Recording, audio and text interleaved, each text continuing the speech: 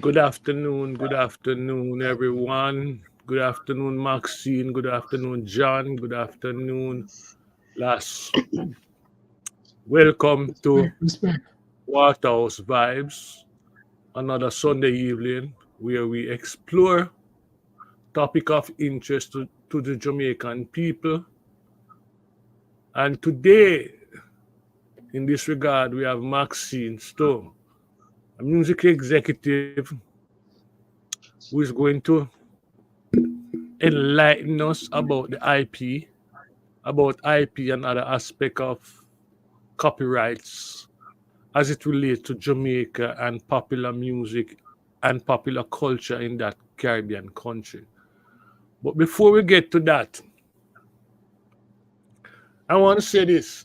There are a lot of items in the news that we can speak to. One is the PnP lead. The PnP is now lead the JLP by nine points. And this seems to be a good thing for the PnP.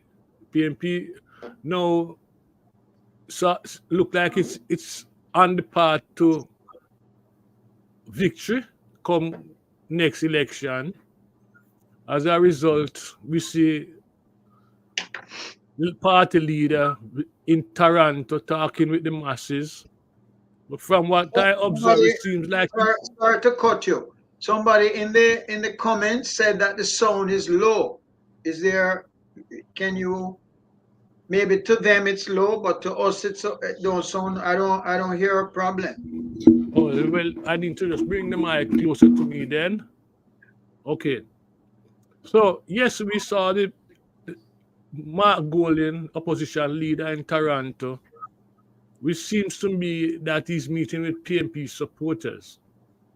One would think that if the opposition leader is going out on an international campaign, then he'd want to meet all Jamaicans, not just PnP.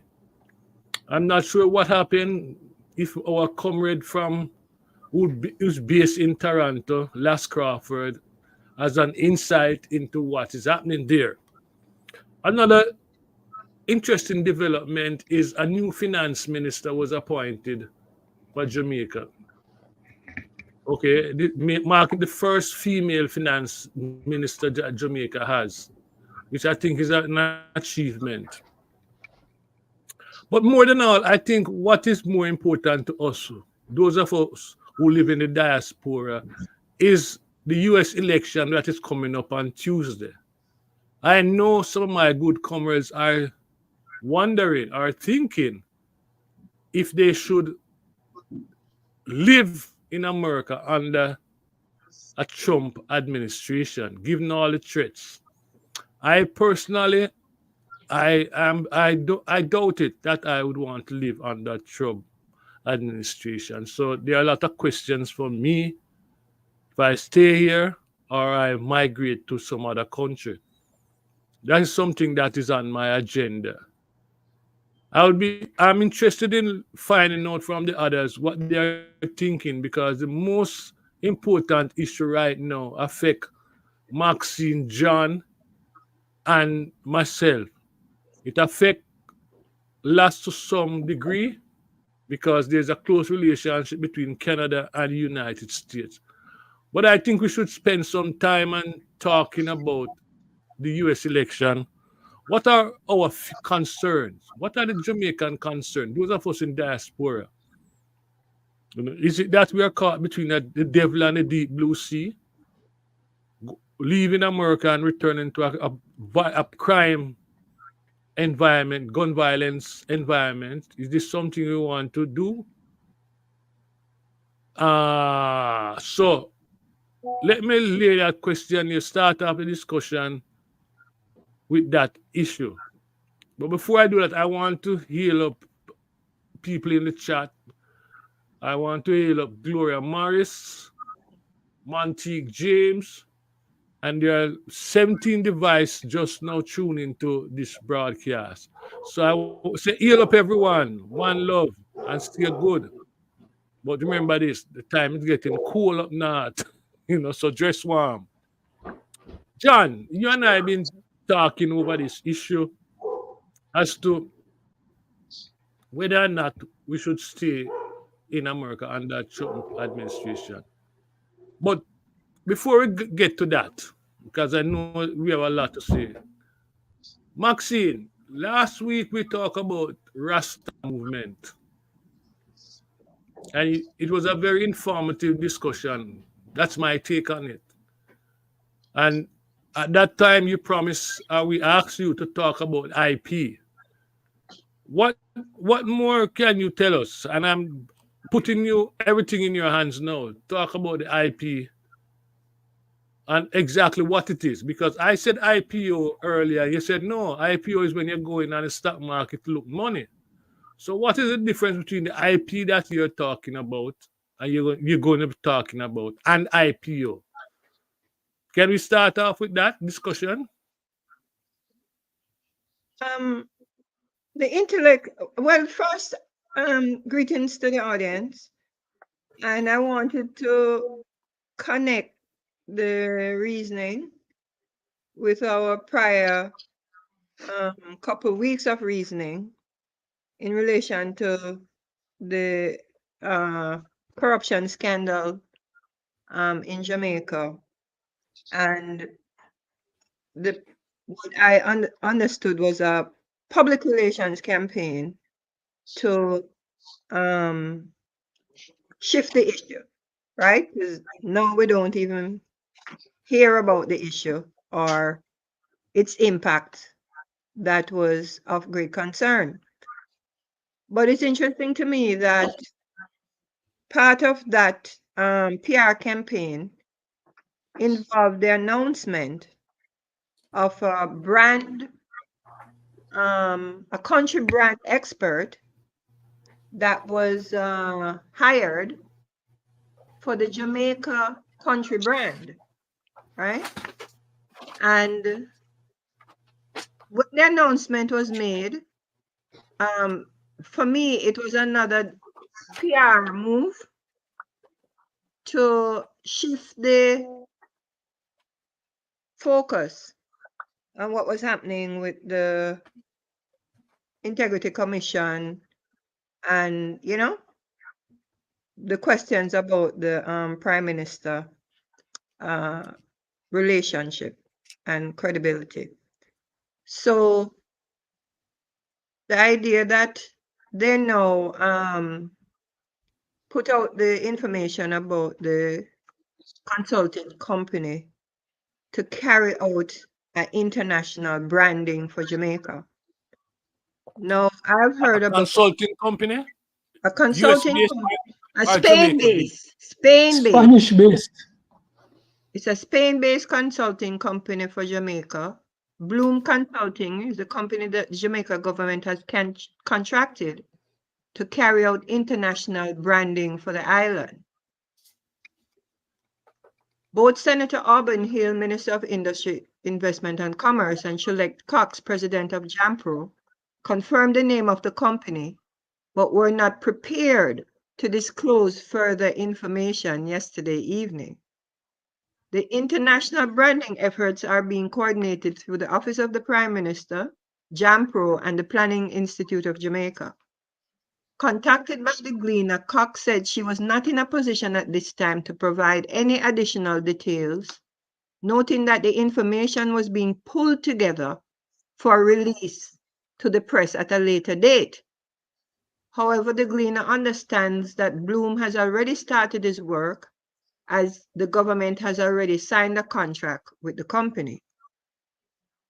Now, what I understand about country branding, this is an activity that the Jamaican government has been focused on since about 2003 in Bolt and the Jamaican Olympics. At the, Jamaica's appearance in the Olympics in Greece put Jamaica on the map in a huge way, where the opportunity when your brand is having that type of exposure it's supposed to carry your companies and your products and services are supposed to have it's like a marketing of your country that allows for all of your goods and services to sell more in various international markets. So I was leading into my intellectual property overview with the music. It was interesting to me that this contract was put out and there's no information attached. No goals, no, no context. And so I was like, oh, this is the continuing of the public relations game that is really about the prime minister. It is not about the country, right? It is to deflect whatever has been building up over this focus that was coming in, because Jamaica has been noted to have a country brand worth billions of dollars that is not being used by the country in the proper way. This is what is reported in the news, and which I understand being a creative in the creative industry, that this country brand value, I think they had noted it as worth over $20 billion, is not being used to market and sell through Jamaica's goods and services in the international market. So I was like, well, why would they be announcing that they finally are hiring a company to look at the brand and not talk about the value that we're losing, nor lay out any kind of strategy that the company is going to provide for Jamaica in order for us to increase our earnings? This brand value is also related to who is using the Jamaica brand international to sell their goods and services, right? And say made in Jamaica, product of Jamaica, using the Jamaica flag, using the Jamaica culture. And yet none of what it's selling, whether it's ginger, ganja, various lifestyle, clothing, etc. It's creating, and it's understood to be creating, this value internationally.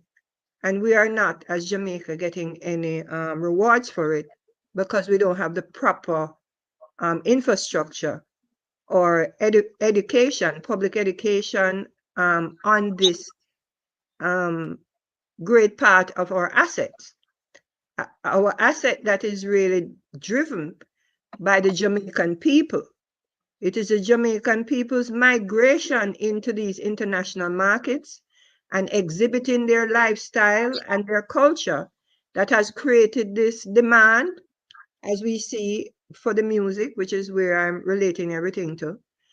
And the demand is such that Jamaica should be prepared to sell and create products and services to benefit from this interest in the international market, wanting to wear Jamaica, feel Jamaica, act Jamaican, right? So, it did attract my attention, Can I ask a question? Yes, go ahead.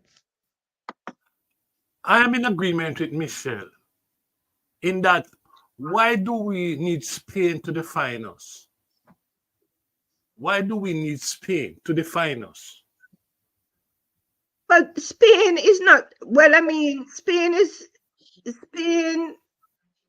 where we want to, where our value exists is in the international market.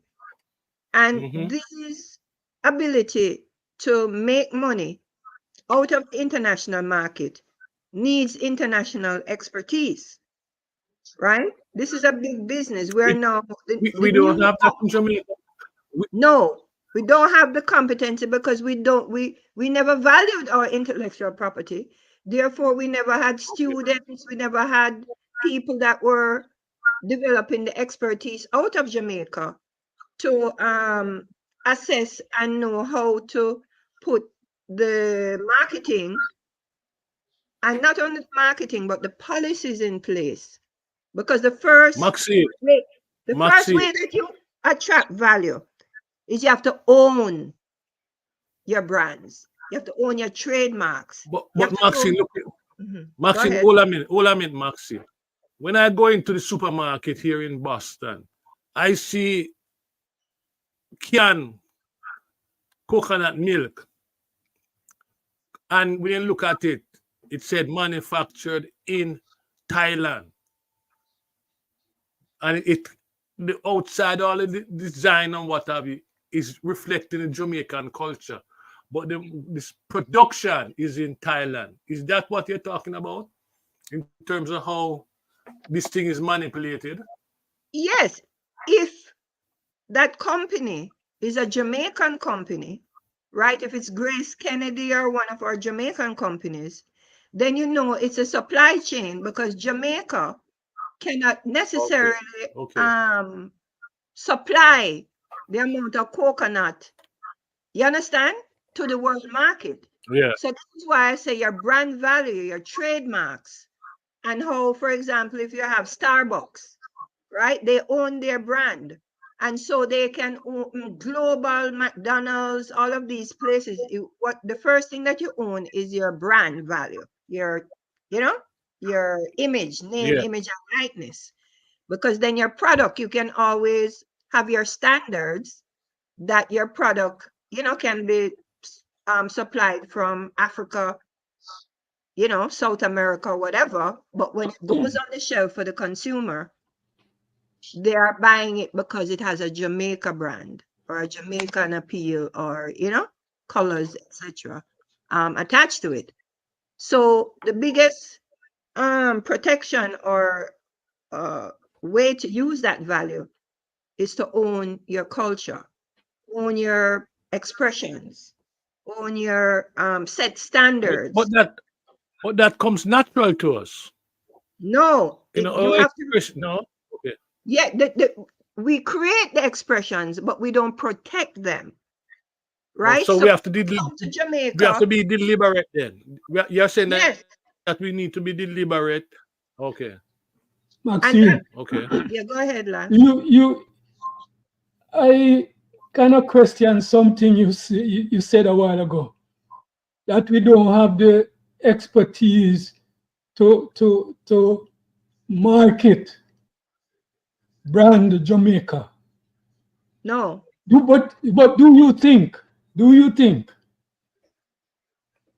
a Spanish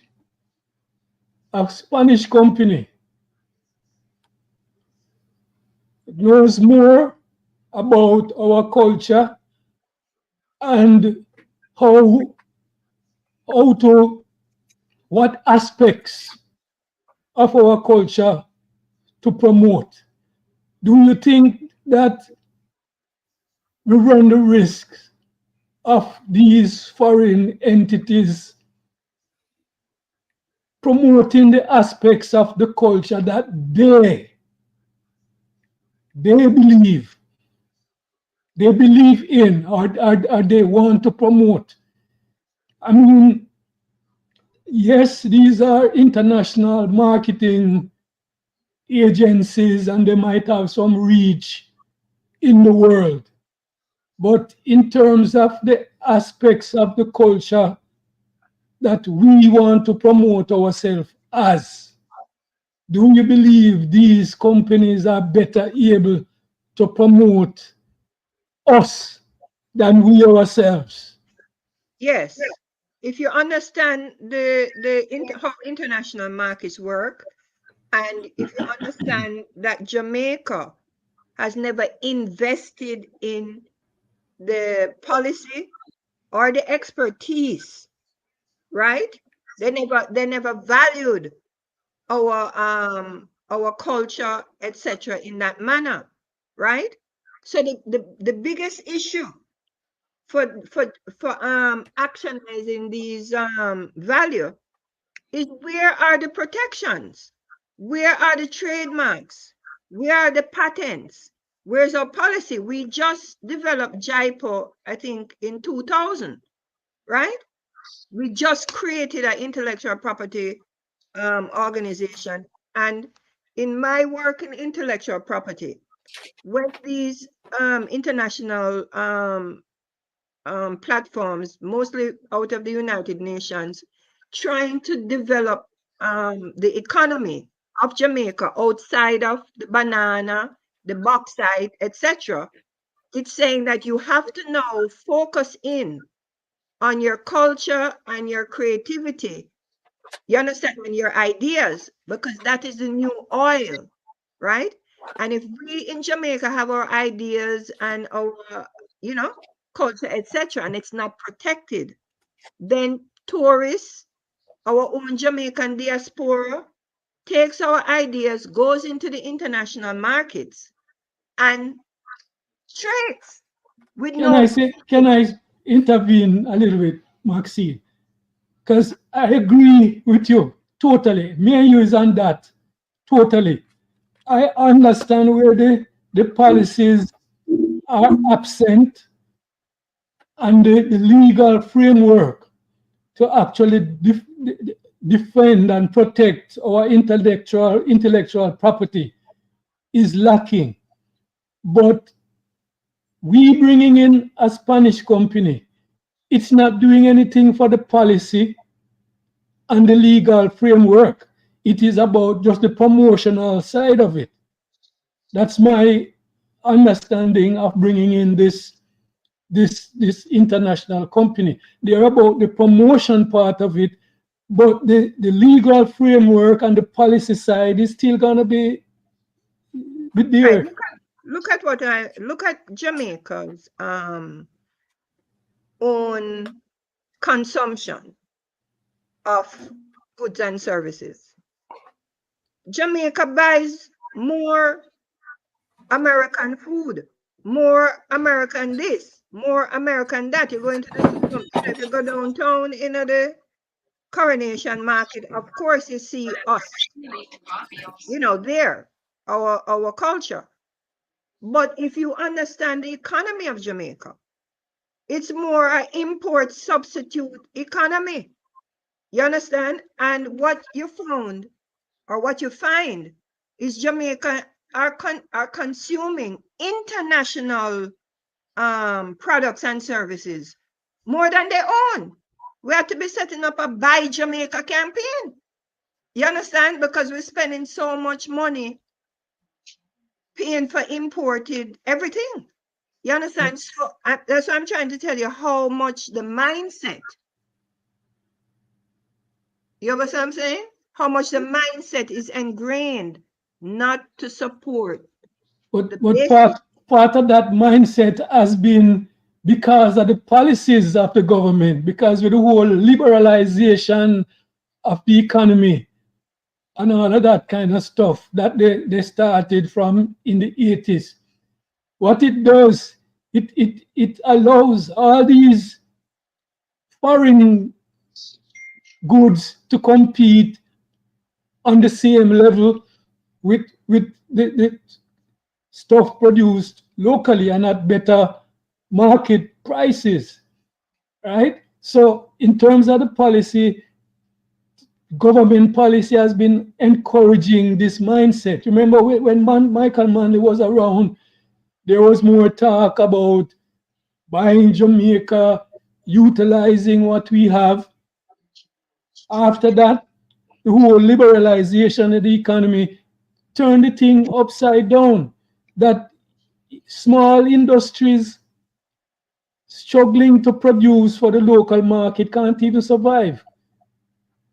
You know, we're importing sugar, we're importing mangoes, we're importing, you name any fruit or any food stuff that is produced in Jamaica, it's there on the shelf coming from abroad. So the policies of the government need to be fixed, right? But Right. what my Go ahead. major point, though, Maxine, is that employing an international marketing company is not going to fix those aspects of the thing. Especially you're talking about employing people from one of the most racist European countries. You know, so we have to be concerned about what aspects of the culture will they want to promote in the marketplace as part of the Jamaican brand. That is But- my concern. But if My concern.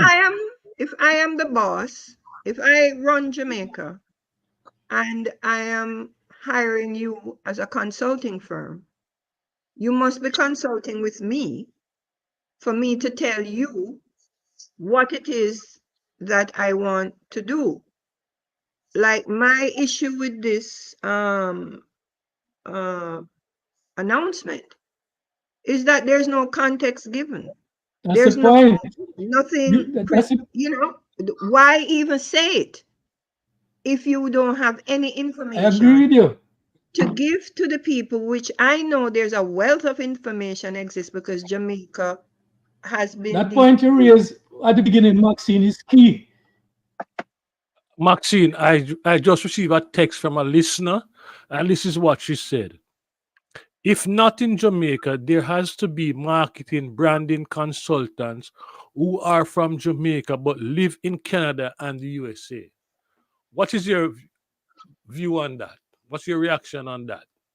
Yes. What she's saying, there has to be a component, a Jamaican component in the mix in terms of setting up the marketing arrangement, the branding, and all that. Jamaican professionals need to be involved because we know it better than outsider. So, I what do you say agree, to this but listener? that's what I'm saying. We shouldn't be asking these questions. It should be clear in the rollout of the platform that the government has now engaged, and actually the way that this is put across, it's more put across about image. That is why I said it's almost like it had to do with the corruption. You understand what I'm saying? What was Okay. happening So with the news? the question then for It you, wasn't Max. about the industry of Oh, making well, that's a question. That's a right. question. Yeah. Can So we trust Prime Minister Holness and Bobsy Grange? Because this fall under Bobsy Grange responsibility, the branding and Jamaica and all that. Can we trust them to be honest and straight up with without any signs of corruption or what have you? Because that's the main thing. People going to react. There's some corruption going on. You just say it. It's corruption. So can we trust them? Given the track record. no, and then should the opposition party be questioning what we are questioning here now? You understand what I'm saying? Like, okay, you made that move, right? And that move don't make no sense on behalf of the Jamaican people because you came out with an empty barrel. You understand what I'm saying? And make more answers. But I broached the subject because I'm supposed to be speaking about the Rastafari intellectual property rights that I brought up in relation to the economy of the community and the fight that we have within Jamaica, having identified and setting up the appropriate structures. Why is it such a fight for us to access our value? You understand? Because the capacity in Jamaica to engage is not only that it's not there, it's also that they don't want it to be there. You understand? Because it goes against potentially how they make money. Like I remember with the ganja industry, people were more looking to say, oh, let us shut down the Jamaican ganja industry and import everything that we want from California. Because the economic system of Jamaica is based on the merchant class who bring in and make money on the, you understand? On the trade. On the trade. and not in the productive capacity of the country to create the products and have it protected to be sold. So you had a situation within the scenario where Canada, they were actually bringing in Canadian ganja because it was cheaper. You understand? And projected to be cheaper than if we grow it and package it and this and that, etc. That is the type of environment, economic environment that we live in, and that we as the Jamaican people who are, looking at these policies or these politicians or whatever they bring in, we have to look at the underneath trading relations and where the emphasis is, and why again the IP is important, because if we in Jamaica create a product and the world like it, then we're going to have to do like what Grace Kennedy does. We have to go and find markets abroad that grow the same coconut, the same this, the same that. Government or private citizen? Go abroad Both. and find government or the private citizen. Because one of the problem I have, you see, with this IP thing, I'll tell you an experience. In Waterhouse, in the 70s, I saw Virgin Records representative in my community signing everyone. And when they sign them, they tell them, oh, just grow dreadlocks, because the fad that time was Bob Marley and Rasta, the dreadlocks thing and the rap movement. In addition to that, I witnessed Peter Simon from the Simon and Schuster Publishing Company. I witnessed Peter Simon came into Waterhouse and interviewed some brethren and elders at Bongo Sala. You probably know that one Unity Lane, Bongo Salaman Wolf, who's a elder in the Rasta movement. They came there, interview the brethren them and the sistering, and publish a book called Reggae Bloodlines. I'm not sure if you're familiar with that book.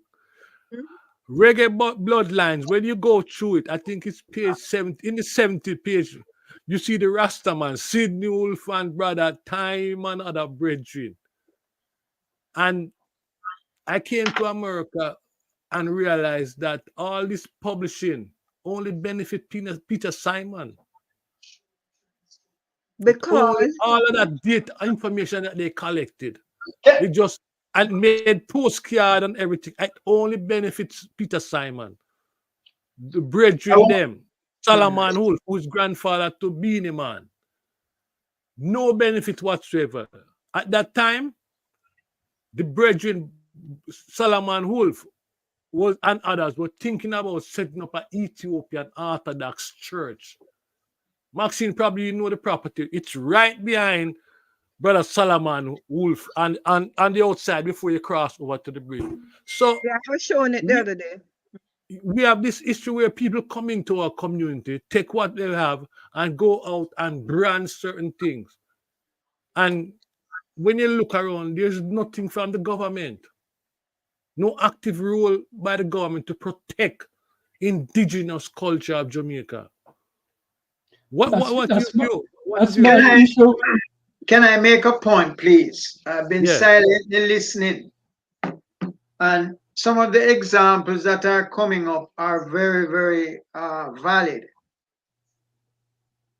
What I believe is happening is two things. First of all, the fact that I agree with Michelle 100%. Who is Michelle? The young lady who posted that is to benefit the Spanish hotel industry, who are playing a key role in the tourism sector in Jamaica. They are going to get the lion's share of the benefit of this so-called branding. It's not to brand Jamaica, it's to brand their business. And the reason for saying that is this: the idea of brand Jamaica. I remember years ago applying for a role at a senior level in Jampro. And at that time, I was doing the marketing for Life of Jamaica. Not at that time, sometime before. And in my experience in tourism, working on this project that I worked on in the Bahamas and so on, the concept of branding, brand Jamaica, is not a new concept. It's an old concept going back in the 50s. And the elements of it are Jamaican food, Jamaican music, Jamaican sports, and I would say Bob Marley stand out there on his own. So although Bob Marley is part of Jamaican music, it's a force. He and the brand Bob Marley is a force of itself. And Rastafari. Well, Rastafari is It's out there on its own. On its own, that's correct. Good point. Now, what is the problem? The problem is that we are, let's put it in another sense. When we are under the IMF, the purpose of an IMF agreement is to strangle Jamaican business through devaluation. The value of what we produce is going down compared to purchasing services and goods from abroad. That's what the IMF is about. It's not about building the Jamaica brand. That is just word sound. It's about strangling the Jamaica brand. So every year that the dollar go down, the impact on Jamaican people go up. The value of all these products, food, pepper, pimento, minerals, sport goods, the value of what you can get by producing local is going up. I'm sorry, going down because the dollar going down. Therefore, it's an inherent contradiction to believe that the IMF policy and the policy, what the governments of Jamaica, both the present and the previous, are engaged in, cannot build. I mean, we can find like a corner and we can squeeze out this and do that. But so long as we are in an arrangement that devalues our value as Jamaicans, then it's not going to change. The brand is just a term. So where John, what up in John? John, you have to explain. Let me finish make my point, man. I want to touch upon the branding is a term. That statement from you. Branding is a term in the sense that we are not getting value on our brand. The problem that Maxine is pointing out, is that we don't have the rights. That is just one aspect of it. The bigger aspect is if you take goods and services that, what you call those people out in they're making like pepper and they're making, because I see them on the shelf in the US. For those goods to get on the shelf, it costs more because the value of our services and our goods is going down under the IMF arrangement. So all I'm saying is that the Spanish thing look like a little Jim Squeechy. The Spanish thing is a thing to help the Spanish hotels market Jamaica as a quote-unquote nice tourist destination. Yeah, but that even if that is the direction, John, in Jamaica there's an indigenous culture which no European, no Spaniard, no Cuban, no one can take from us. The Rastafari movement. That is romanticism. If you don't monetize it, whole world, entire world. Mikey, there's two sides to the whole question of the intellectual property and branding Jamaica. One aspect is the promotion side of it, reaching bigger markets, right? Getting the culture more known. The other side of it is the part that Maxine always talk about. It is getting the value. Yeah, legalizing it, making it, getting the value to give it value and for it to be getting paid for the people for active in our culture, in the cultural sector, to be that is paid. A service. My point, last, is that whether is a service, when Mikey say we have a unique thing that nobody can take away from us, that is true, but it doesn't have value in and of itself.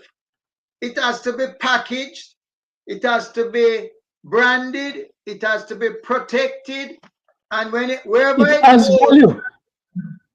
Wherever it goes, John, my view. Yeah. My view is not that it don't have value in and of itself. It has. The problem is not with the value that it has. The problem is for us and the people in the cultural sector in particular to get that value, because somebody is getting the value for it, It's just that it's not us and not our people. True. That is something Maxine speaks about all the time. That value is there. I'm glad you said that. I'm glad you said that. It's not. I'm glad you said. It is not. It is not the people. It is not the people in our cultural sector or in our culture in a broad sense that is getting the money from the Jamaica brand. The Jamaica brand is out there. It has value, but we are not getting it. The point is, why is that? Why are we not get it? Hold on, John. Hold on. The point is, will we get that value when a Spanish company is the one promoting our culture and promoting our brand? That's a big question. Will we get that value putting a Spanish company to represent us on the international market? Right? the one thing that we need to look at, the part of the value part of it is driven by the fact that Maxine again always point this thing out, that we produce the things, but we don't control how it is distributed in the marketplace, right? And how it reaches the international marketplace. Partly because the government policy in our country does not facilitate and protect, give legal protection to the artists, to the producers, right, who are producing under the brand Jamaica, right? So we need to fix the legal and policy side, but we also need to the value. Big people, the big company are getting the value. Which big company? In Jamaica or internationally? Both. No. Can I say something? No, not Jamaica. Can I answer Not Maxine's Jamaica. question? What do you mean? Grace Kennedy don't get value? Hello, can I answer? No, who own red Maxine? shirt? Excuse me, can I respond to Maxine? Very good point. That's a very good example. Can you hear me? Can you all A hear South me? American company. Can you hear me? No, isn't it the beer people in Ireland? I want to respond to Maxine. I want to respond to But they Maxine. have No, ordered it's a the South American. Order They in the have- panel. Order in the panel. Yeah, but first I want to welcome. Jamaica. First, I want to welcome Patrick to the discussion. Patrick, we're talking about IP and culture recognition and What is residual and answer. Tell But, the man what IP is. but just a minute, John, just a minute. Let me say this. Maxine, in her initial remarks, talk about corruption, right? For me, given the experience I have and my observation, I can say, I want to define corruption more. And I said the problem with Brand Jamaica and the market and what have you is that too much thieves involved and control what is defined as Brand Jamaica. We have too much thieves in a finger in the cookie jar. That's why we have progress more than where we are right now. You know? It is critical for us to get to the meat of the matter, because people are benefiting. You have no. individual It's not even what happened. It's not even simply what has happened in the past. You know, it is what will be happening in the future. You understand? So we are supposed to be assessing our mistakes in the past in order to arrest the bleeding. You understand? And to renegotiate areas that, you know, there wasn't a fence there, and put up a fence. But to Maxine, protect future recycling. Maxine, let me ask this. Who will negotiate with Chris Blackwell? The government. Who will negotiate? The Who people will who, negotiate with Chris the Blackwell? persons, this is it. The persons who are creating all of this brand value is the Jamaican people. Chris You think Blackwell, so? I'm telling you Okay. what is going on, right? It is the Jamaican people who are creating ideas and say, let us put this with this. The Rastafari culture is a Jamaican creation. You understand? The way that we use ganja, the ganja grow all over the world. We could never grow not even ganja to supply John Tom next door. Careful how Right? you call out the name John, you know. But the biggest part of our value in the ganja industry is how we use the ganja, what we associate the ganja with. You understand? And how we surround it as a culture. That is the value. So if you have a policy now that is just looking at the ganja plant, right, coming out of the ground, and you don't have the policy to understand, but the value of Jamaica in the ganja industry is not the plant. The value of Jamaica in the ganja industry is the culture. So You if sure? I'm telling you, you can't. Yeah, You I can't agree with you, supply. Maxine. Low level is a value. Anyway, Sorry. what I'm saying, if the culture, which is the wrapping, the packaging, the standards, the way the international companies can use it, is not protected, then you lose. You lose the majority of the value. So it behooves us. It behooves us. But that is only on one dimension, Maxine. That's only on one dimension, because look at, you see behind me, you see an image of Sly Dunbar. You see also see King Tubby's. There's Michael Rose and Scatterlight, bass player, Light Brevet, and Beanie Man. All of those individuals are from Waterhouse. I think Waterhouse has one of the largest music catalog. But to date, we haven't been able to generate residual from this culture which happened inside our Waterhouse and transform into tangible product benefits for the people at Waterhouse. So I hear people say brand Jamaica and what have you, but how that benefits communities like Waterhouse? Because Waterhouse makes up brand Jamaica. You think brand Jamaica is the name Jamaica? Brand Jamaica is everything that you just described. The maroon is brand Jamaica, Waterhouse, Trenchtown, all of these names. And but you're not getting no value. No, it is not. Yeah, because it is not protected.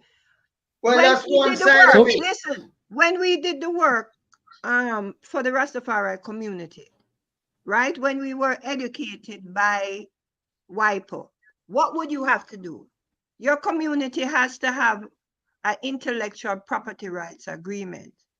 That means any journalist, any movie person, any artist, any producer come down there that wants to come in and use their camera, etc., they have to sign an intellectual property rights agreement. Right. Lays out what they said is you have to show that you are the owner. You have to raise your hand, because if you leave the open land and people just land at Norman Man and drive in with everything and they feel like, oh yes, the tourism, they don't care. So the tourism industry has been a major access point for people to just come in and use us. You understand? Because we are inviting them into partake in our culture, in our unique, etc. But we don't set any standards. You have some countries that if you go there and take out a rug, you understand? Certain things that come out of their cultural space. You can't just go in there and take picture or whatever it is. But I'm saying the government and the governance of Jamaica did not, we are slaves. You know, when you're slaves and your property, the owner does not ascribe to you the value of what you put out, right? And I'm bringing that so Maxine. Last, before you come in and respond to Maxine, can we bring Patrick into the discussion? Because Patrick's a Waterhouse man, a farmer sound operator. Is Waterhouse trademarked? Is Waterhouse?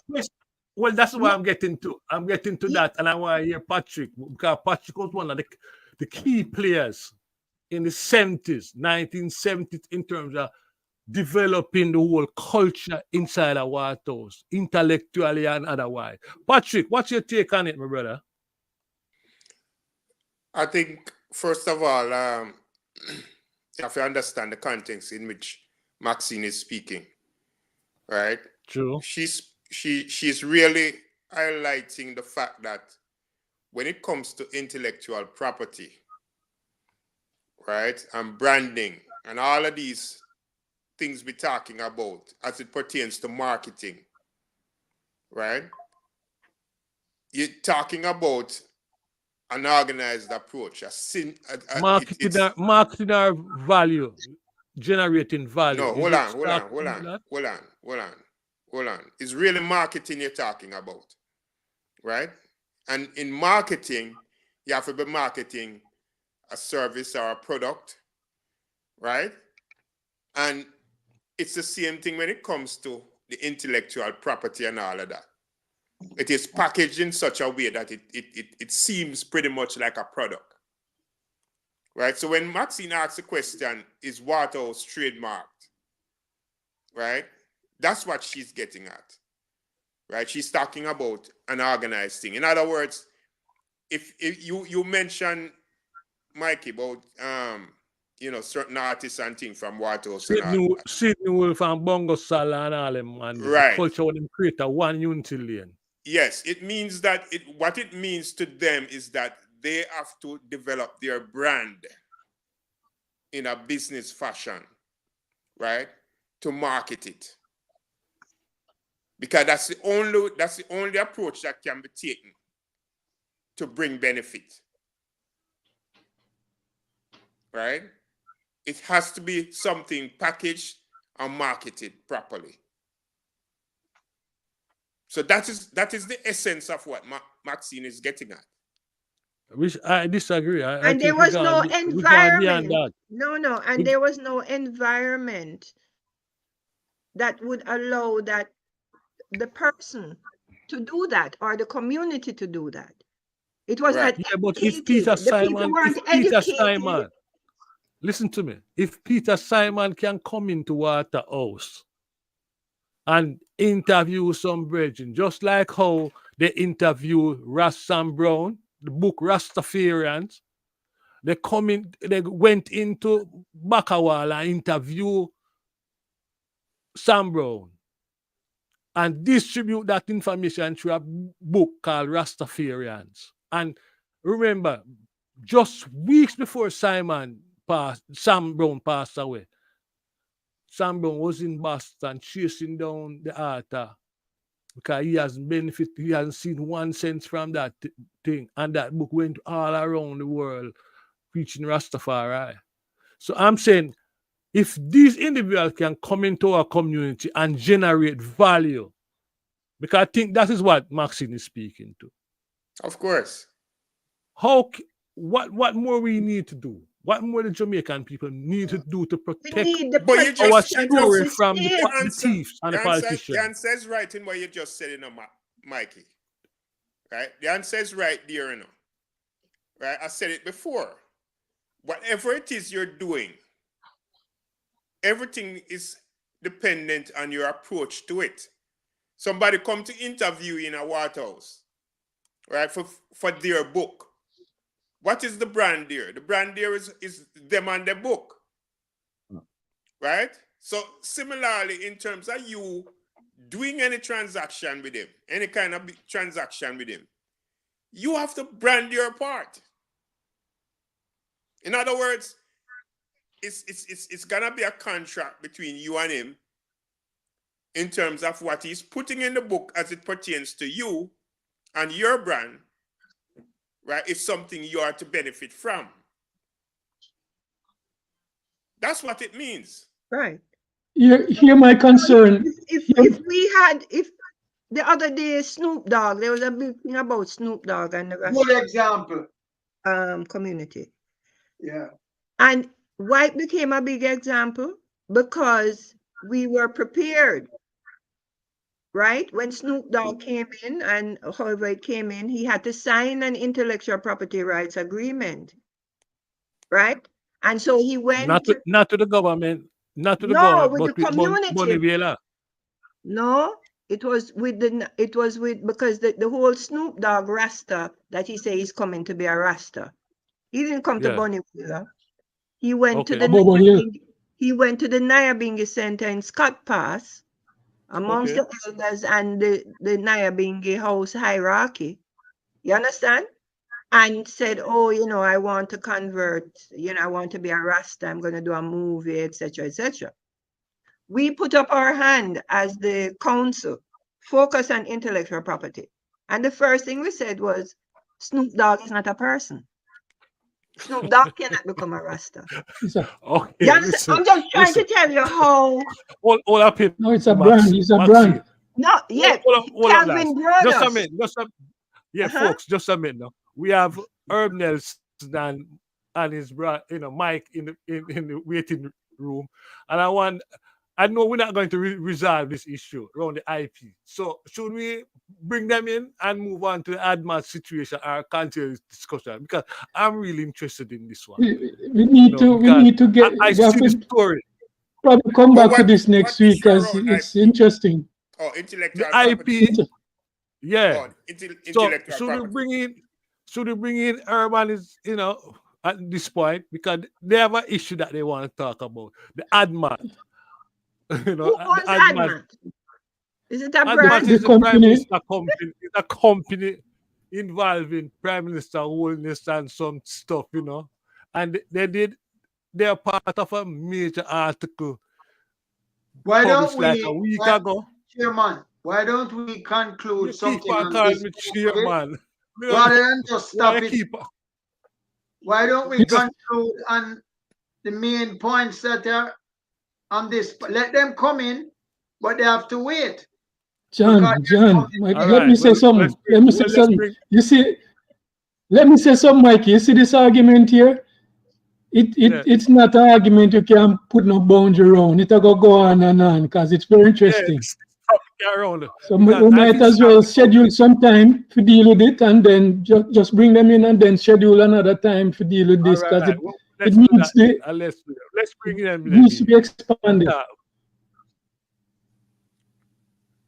Yes, because we might have a Jamaican brand in the White House next week. We have to know how we're gonna market it. Urban Mike, welcome. I want Hey, greetings, welcome you to. folks. They Yeah, definitely but don't want hold that on, brand at hold on, all. Herb. Hold up, Herb. Hold up, more. Okay, all right. Yeah, we have Urban Ian. I almost see Ian. Who that? Oh, Yeah, that's man, in there. he's here, man. Yeah, Under brethren, the you guys radar. miss.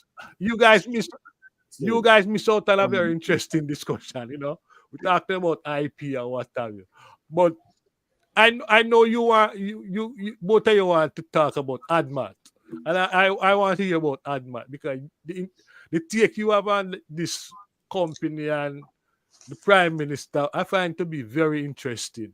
You know how it was formed, how it was transition from St. Lucia to Jamaica, and how the money move and what have you. I want to talk to you. So with me, I have Patrick, which you both are familiar with. I have Herb, Sister Maxine, John, and like me, I think they are interested in hearing your your view of this Admat. Very interesting name. You understand me? So I don't know who want to take it. You start off, Herb, and Ian Yeah, might let me follow go ahead. in terms of this The Admat. What's up? Admat is the truncation of Adam and Matthew, the two sons now who I Adam believe and Matthew. Who's Adam, Adam yeah, and Matthew? and Matthew, yeah. The Who company, are they? they're the sons of No, Adam and Juliet, Matthew. yeah, Juliet Okay. and the Prime Minister. They're Okay. the So they start a company and with their children names. yes. All right. Hold on, just allow him for explain all of that. Yeah. Herb, remember, we just talk it in a layman language and give a Yeah, little. well, I'm trying to explain, just like we talked about. They in 2008, a certain member of parliament who was also a part of the office of the prime minister journeyed to Mexico City and was able to retrieve funds that was sent to Mexico City for himself and the prime minister. Now, those funds, we allege, would have been proceeds under poker, right? In other words, there was at the time, think about at the What time is in poker? 2000, What is poker, Herb? proceeds of crime act, right? That money came out of I think it was Bruce Golden that was back in office as of 2007 to 2011. And at the time, he was not the prime minister. He was the minister of education, right? Now, a lot of that money might have been tied up with what the Venezuelans are trying to get from them now, which is Petrocarib funds, which the U.S. had frozen. The U.S. put sanctions on Venezuela, and as such, Jamaica could not take the profits that belong to Venezuela and give it to them at the time, right? And so the money was supposed to be held in escrow, and we don't believe that that money, How much money? How much money? it come to probably billions of dollars, because we're talking about something like 21,000 barrels of oil that they gave Jamaica access to be able to not just utilize in Jamaica, but also to sell to other small islands. And we see where that money, along with, at the time they said it was 8 million barrels of oil that came up missing, right, at Petrojam. And they later on changed that to 500,000 barrels of oil that was missing from Petrojam. So when you look back and you try to figure out where did all the oil under Minister of MSET, Minister of Energy, Science and Technology, Dr. Wheatley, right? When he got relieved, they were coming under intense pressure to explain where all of that stuff had gone to. And somehow they managed to survive that. And now they're thinking of bringing Wheatley back, right? But we could only guess at the source of funding that money, when collected in Mexico City, as to where the money actually came from. Because now you can see the Venezuelans want their payout and they can't get it. And they insist that they can't do it because the US have Venezuela under sanctions. But that's neither here or there. They have a signed deal with the Venezuelans. I believe that was signed under Porsche. And the Venezuelans deserve to get their money. But in any case, when that money was picked up in Mexico City, it was taken to the island of St. Lucia. On St. Lucia, you had two friends that were close to the government of Jamaica.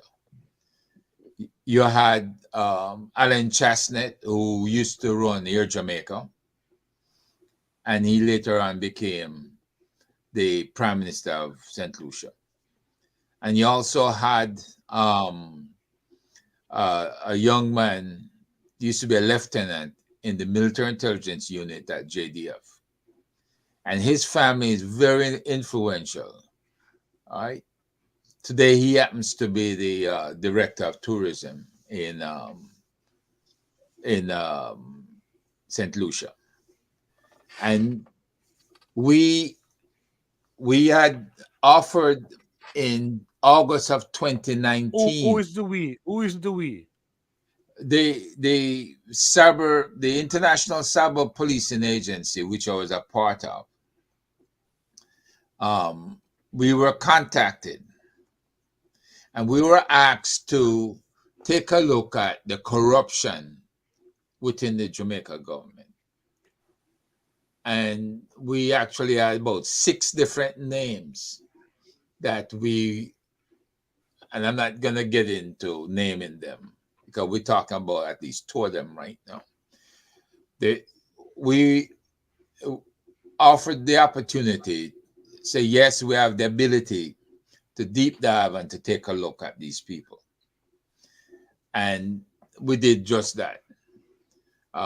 We took a look at the 6 people and we submitted reports. Now, keep in mind, the offer to them was made in August 2019. And by October 2019, they had a very comprehensive report. They paid thousands of US dollars for it. And when I said they, these are folks within the opposition party, known as the People's National Party. All right. So they received the report, and the report laid out the movement of funds from Mexico City to St. Lucia. And it gave names of other people who are involved in trafficking money as well. As you can tell, back then, not only did we do the investigation and lay out a map of the movement of those funds, but we also informed head of Homeland Security investigations at the U.S. Embassy at the time.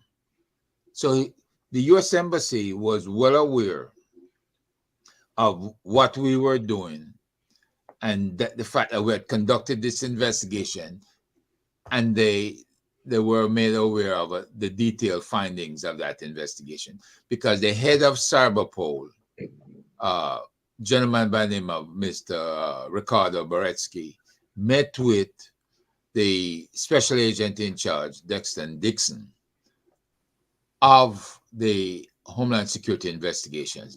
They had a meeting.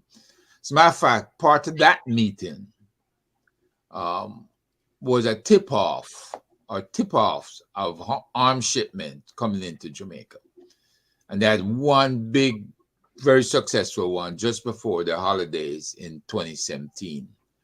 So the relationship that we had created between Cyberpol and the embassy was a very solid one, and it was based on trust and passing actionable intelligence to them. So you can imagine that when we passed information that Mr. Vaz within the Prime Minister's office had made this trip, and that he had taken the money down to St. Lucia. And this former lieutenant, who today is the director of tourism down in St. Lucia, he was the one that was an expert in opening up front companies. If people wanted to launder funds, he volunteered to do it. And he was very good at it. All right. This gentleman did not hold back when a team of us, led by the executive director at ICS, Mr. Walcott, I'll just leave it at that. We went down there along with an attorney from Mr. Rattigan's office. There was a case involving deportation, and we had to go down to ask the U.S. government. We tried to reverse the situation where they were trying to charge this person with a crime. And once reversed, then we would be able to get the U.S. government to readmit them back into the U.S. So it wasn't even related to what we ran into. But we went there on the 11th of November, 2019, right? And when we went there, it was, I believe, the next morning on the 12th. We had a meeting at the yacht club in Castries, St. Lucia. And that meeting was the attorney who was with us. Can you raise your head a little bit? Can you hear me better? Are you hearing me better? Can you raise your head a little bit? Oh. It's not the hearing, it's your face. Okay. Yeah. Good. All right. So that meeting at the yacht club consisted of the attorney from Mr. Rattigan's office. He was acting in concert with Mr. Rattigan to get this person back, but he happened to be there. The executive director from ICS, as well as the former head of the military intelligence unit at the JDF, a lieutenant colonel. He was there as a member of our team. And that made that lieutenant, former lieutenant, comfortable. So you can understand they're seeing each other after a decade or more. They were never in touch. So he felt free. He knew we were there for something. He probably wasn't sure exactly what it was. But we were having breakfast and he became quite talkative and was able to tell us of how many trips from 2008 to the last time that he had to put away money for Mr. Vaz and the Prime Minister. The amounts of money we're talking about, folks, range from 16 to 22 million US dollars. And we have solid evidence of at least 16 million, and there was some more money that was moved around, I guess, after the second trip that Vaz took there. I don't know how many trips, to be honest with you. I don't have the report with me. The report was close hold and intended only for the PnP folks. But we had discussions over the report. There was a lot of updates and stuff while the investigation was being done. But the biggest validation that Vaz was involved with that, and that he was doing it on behalf of the Prime Minister of Jamaica, who was at the time the Minister of Education, Mr. Holness. All right. So this guy presented us the information, first-hand information from him, not hearsay. He was telling us the facts behind the deposits and the opening of various accounts. And it's not just the Prime Minister and Mr. Vaz. He's done it for others, and I won't get into that. But the bottom line is, Admat, using the name of Adam and Matthew Holness, was established, and it was established in 2008, and it was shut down by the St. Lucian government December of 2021, I believe, when they told them that they had to move that money out of there. I guess they were feeling the heat from the U.S.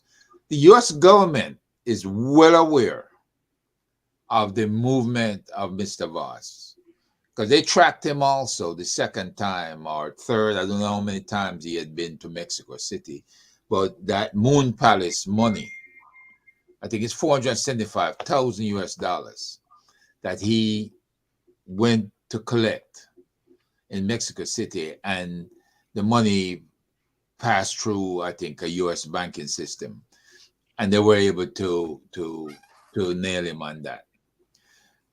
As you know, they had him down as a money launderer and a drug trafficker. The only reason I'm aware of that he got his visa back was because Trump's former ambassador to Jamaica wanted to get in on the telecommunications market with Karl Rove, a former chief of staff for George W. Bush. And that is the only reason why they forced the issue for State Department to relent and to give him back his visa, along with his wife's visa that was also taken. The reason to take the wife's visa is because the government, U.S. government's position is, if you are the spouse of somebody involved in trafficking or involved in money laundering, and you don't try to correct the situation, that means you're part of it. And so she lost her visa back then also. So if there's anything that I don't want to name all the names, I'm trying to stay away from that, but I'm giving you folks the beginning of Admat, the source of funds from Mexico City. And the fact that the US government has been well aware of this through HSI at the embassy in Kingston, Jamaica. And as we speak, I'm prompting State Department and the US Congress to begin some action and to force this situation in Jamaica to some kind of closure. Because you can't have people out there with all this illicit or ill-gotten gain and then talk about you're taking care of a population that is woefully underpaid, no work, no future to look forward to. And you have all this accumulation of wealth that the population doesn't have access to. And that needs to change. No ifs, ands, or buts. But the bottom line is, I want to see members of the opposition who was involved with the initial investigation resubmit for an update, because having spoken to the head of Cyberpol, they can, in fact, not just do an update, but he wanted to come to Jamaica and conduct an interview or interrogation with the parties involved.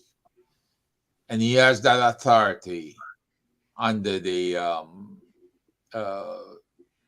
some of the, not Geneva Convention, but some other conventions that govern the United Nations and law enforcement. He wants to come down and conduct the interviews. And he has the proof that he would put on the table and ask the participants to explain themselves. No ifs, ands, or buts. Now, that's as far as I wanted to go with this. And Mike can talk to you some more about the numbers and how much is unaccountable. Because if you look at the overall numbers, in other words, how much did Wholeness gain and how much did he earn? And you look at that gap that's there, that it cannot account for those illicit funds. And now they are talking about the law that should have been enacted where the ill-gotten gains could be seized and you could be charged. They don't want to enact that law anymore. They want to play games with it. I think that is unfair and that should not happen. I think the law needs to be enforced.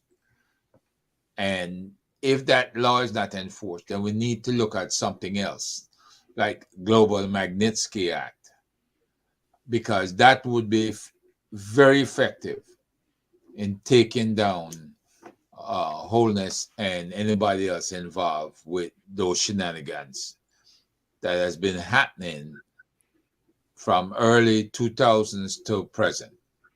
Yeah. Mike? Well, before Mike say anything, I want to say this. The views what you just expressing is your own. We want to make that clear to anyone who are listening to this broadcast. You understand? We need, we need a endorse, now reject, now what have you. We just have to make that clear level to men and people, you know, so them understand. So listen, all our interest is in this situation is listen. Admat, how this gentleman who happened to be the MP, the next door neighbor to Waterhouse, how this man became so rich overnight. And the people in Waterhouse still, you know, we see police station bill, we see other thing, we hear that there's a charity organization and what have you. And man, I hope people benefit and get rich. But the people in Waterhouse who live below Penalty Road and all them thing there, them still now live in a one-room shack. Still live in a one-room shack, you know. So, Mike, the floor is yours, brethren. Well, before I start, John, I implore you to provide some protection for the chairman, okay? The chairman need no protection. He is the same one. He is the same one who was concerned about how the gentleman's integrity is gonna be restored. Couple weeks ago. That question And does you know why? But Patrick, know why I said that, you know, because Patrick and I, we are from Waterhouse, you know, and we know the tricks and the game, you know.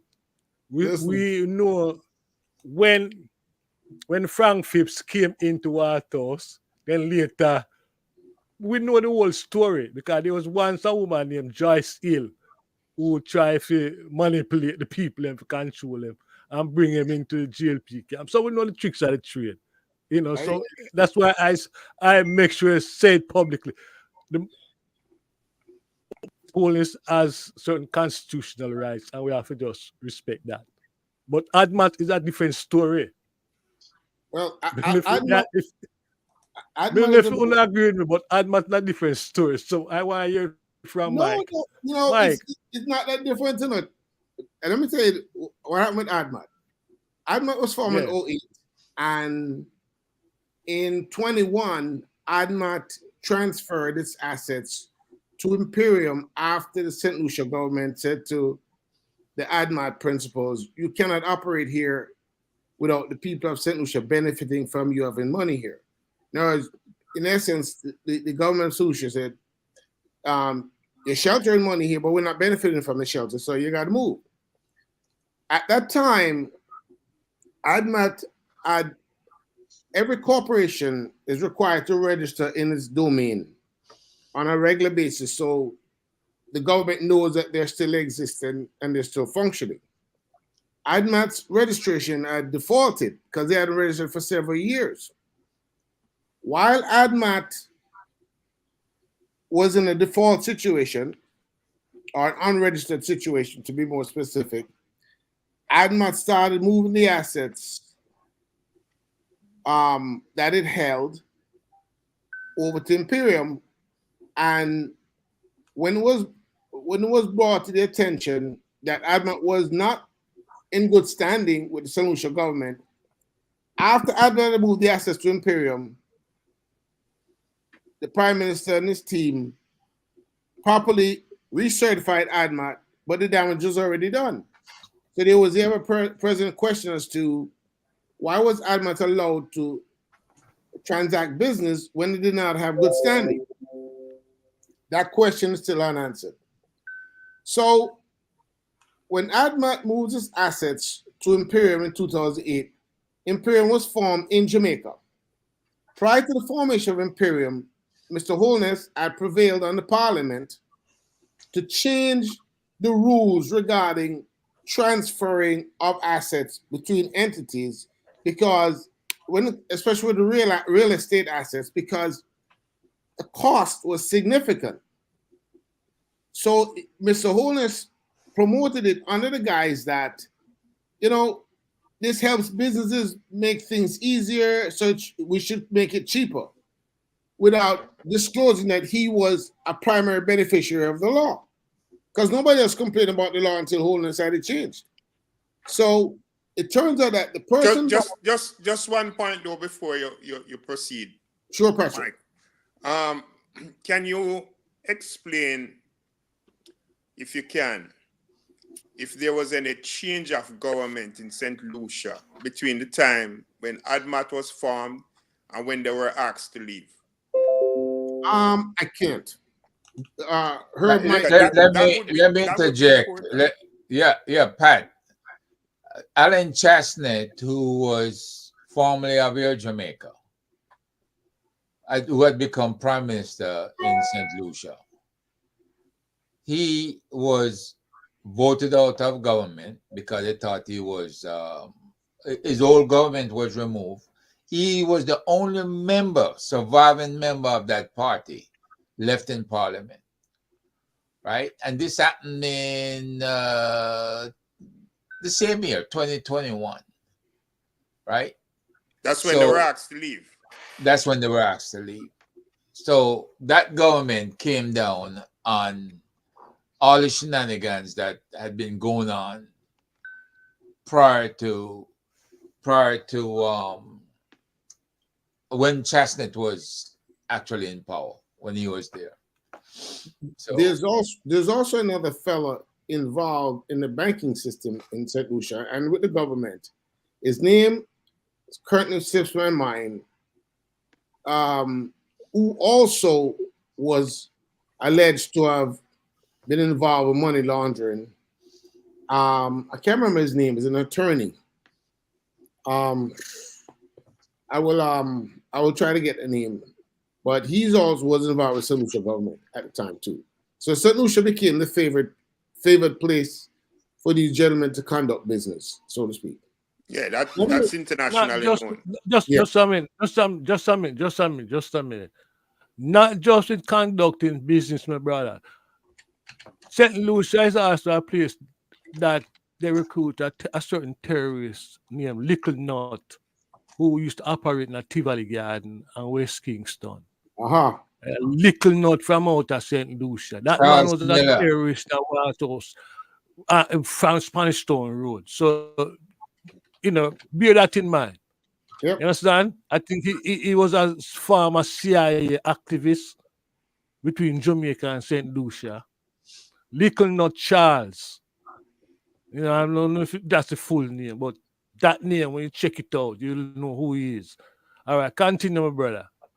So, Admat was placed back in good standing, and to backwards authenticate the transfer of the properties from Admat to Imperial. Why is it significant in my mind as a financial professional? Is really simply this. In 2002, Mr. Holness bought his first property on Great House Boulevard for 7 million Jamaican. And he was earning how much at that time? And he was earning about $1 million Jamaican as a member of parliament. And he purchased a property value how much? 7 million. Okay. Right? Now the million is before taxes, by the way. So Jamaica is 25. What year that is? What year? 2002. 2002. Yeah. 2002. Yeah. So the thing is, he borrowed to buy the house. He borrowed $5.3 million. Part came from JMMB. Part came from NHT. Those are the only loans known anywhere that Mr. Holness was able to obtain. So if you look at it, if you're buying a $7 million house and you have to finance 72% or thereabout of it, it means you don't have no money. But question. Yeah. Is the NHT authorized to make them kinds of loans? Yeah, but NHT is for Jamaicans to acquire the real estate. So but for those kinds of loans, because we know the original NHT that we know about, they were set up for that kind of transaction. That's true. When Michael said that way back when, it was a different setup. But it is my understanding that they have come full circuit now, and they're able to enable others. As to the exact law, I am not aware of it, so I won't presume to speak on it with any the expertise. But what I was looking at was strictly a standpoint of cash flow. And I am not gonna, I'm gonna disclaim any thought that I'm alleging the Prime Minister is involved in money laundering or whatever. However, to me, if you have to finance 70-something% of your $7 million purchase, and you could only put up 1.6 million and change Jamaican in 2002. Okay? In 2008, the Prime Minister acquired Acadia, the Acadia property, for $16 million Jamaican. And the Prime Minister is then showing in his possession $472,000 US dollars. And the Prime Minister had paid off $1.9 million of his loan. Now, bear in mind, this man had to borrow 75% of $7 million purchase. And when he was interviewed by the Gleaner, he asserted that he sold his interest in the taxi company he ran, and he used to run a lending business. Now, the lending business, for what it's worth, has many exposures in terms of money movement. Without alleging anything, that's what the Prime Minister asserted. And that therefore he went from no cash to $472,000 of cash and paid off 1.9 million of the 5.3 million he borrowed. That's in 2008. In 2009, the Prime Minister bought Weymouth Close for $15.25 million, if I remember my numbers correctly, with no mortgage again. And then in that year, I started correcting one thing. In 2008, the Prime Minister also invested $100,000 US dollars in some bonds. Okay? And then in the following year, he acquired Weymouth Close for 15.25 million Jamaican. And then he acquired Shenstone for another 25 million Jamaican. In total, the Prime Minister was able to lay out $797,000, almost $798,000, roughly. And this is the space of 8 years after he was buying his house and struggling to find the money to buy a $7 million house. Question. Mm-hmm. All these transactions were done under Admat? No, after he moved the money over to Imperium. Oh, so it was done under Imperium? Yes. Okay. And the thing is, when I read the IC's report and I saw where the DI was going with the report, my comment was simply that it appears to me that the IC did not properly establish the scope of his review. And when fellow CPAs down in Jamaica issued a clean opinion, we call a clean opinion when you issue a report that doesn't find anything untoward or dubious and said the numbers look good. When they issued a clean opinion back in 2016-17 on the Prime Minister, to me, it was indicative that there was nothing there to report. So the IC determined in 2018 that there was a problem. Looking at 2018 without going back to the beginning is a fool's errand. Because at that point, if there was anything untoward about the movement of funds, it would have been cleaned up if you were able to get a clean opinion from CPAs. So the significance of Admat is really Admat gave birth to Imperium, and in coming forward, all these transactions the Prime Minister put out there, he took $62 million of so-called loans and vendor credits to build his house. That's a lot of money.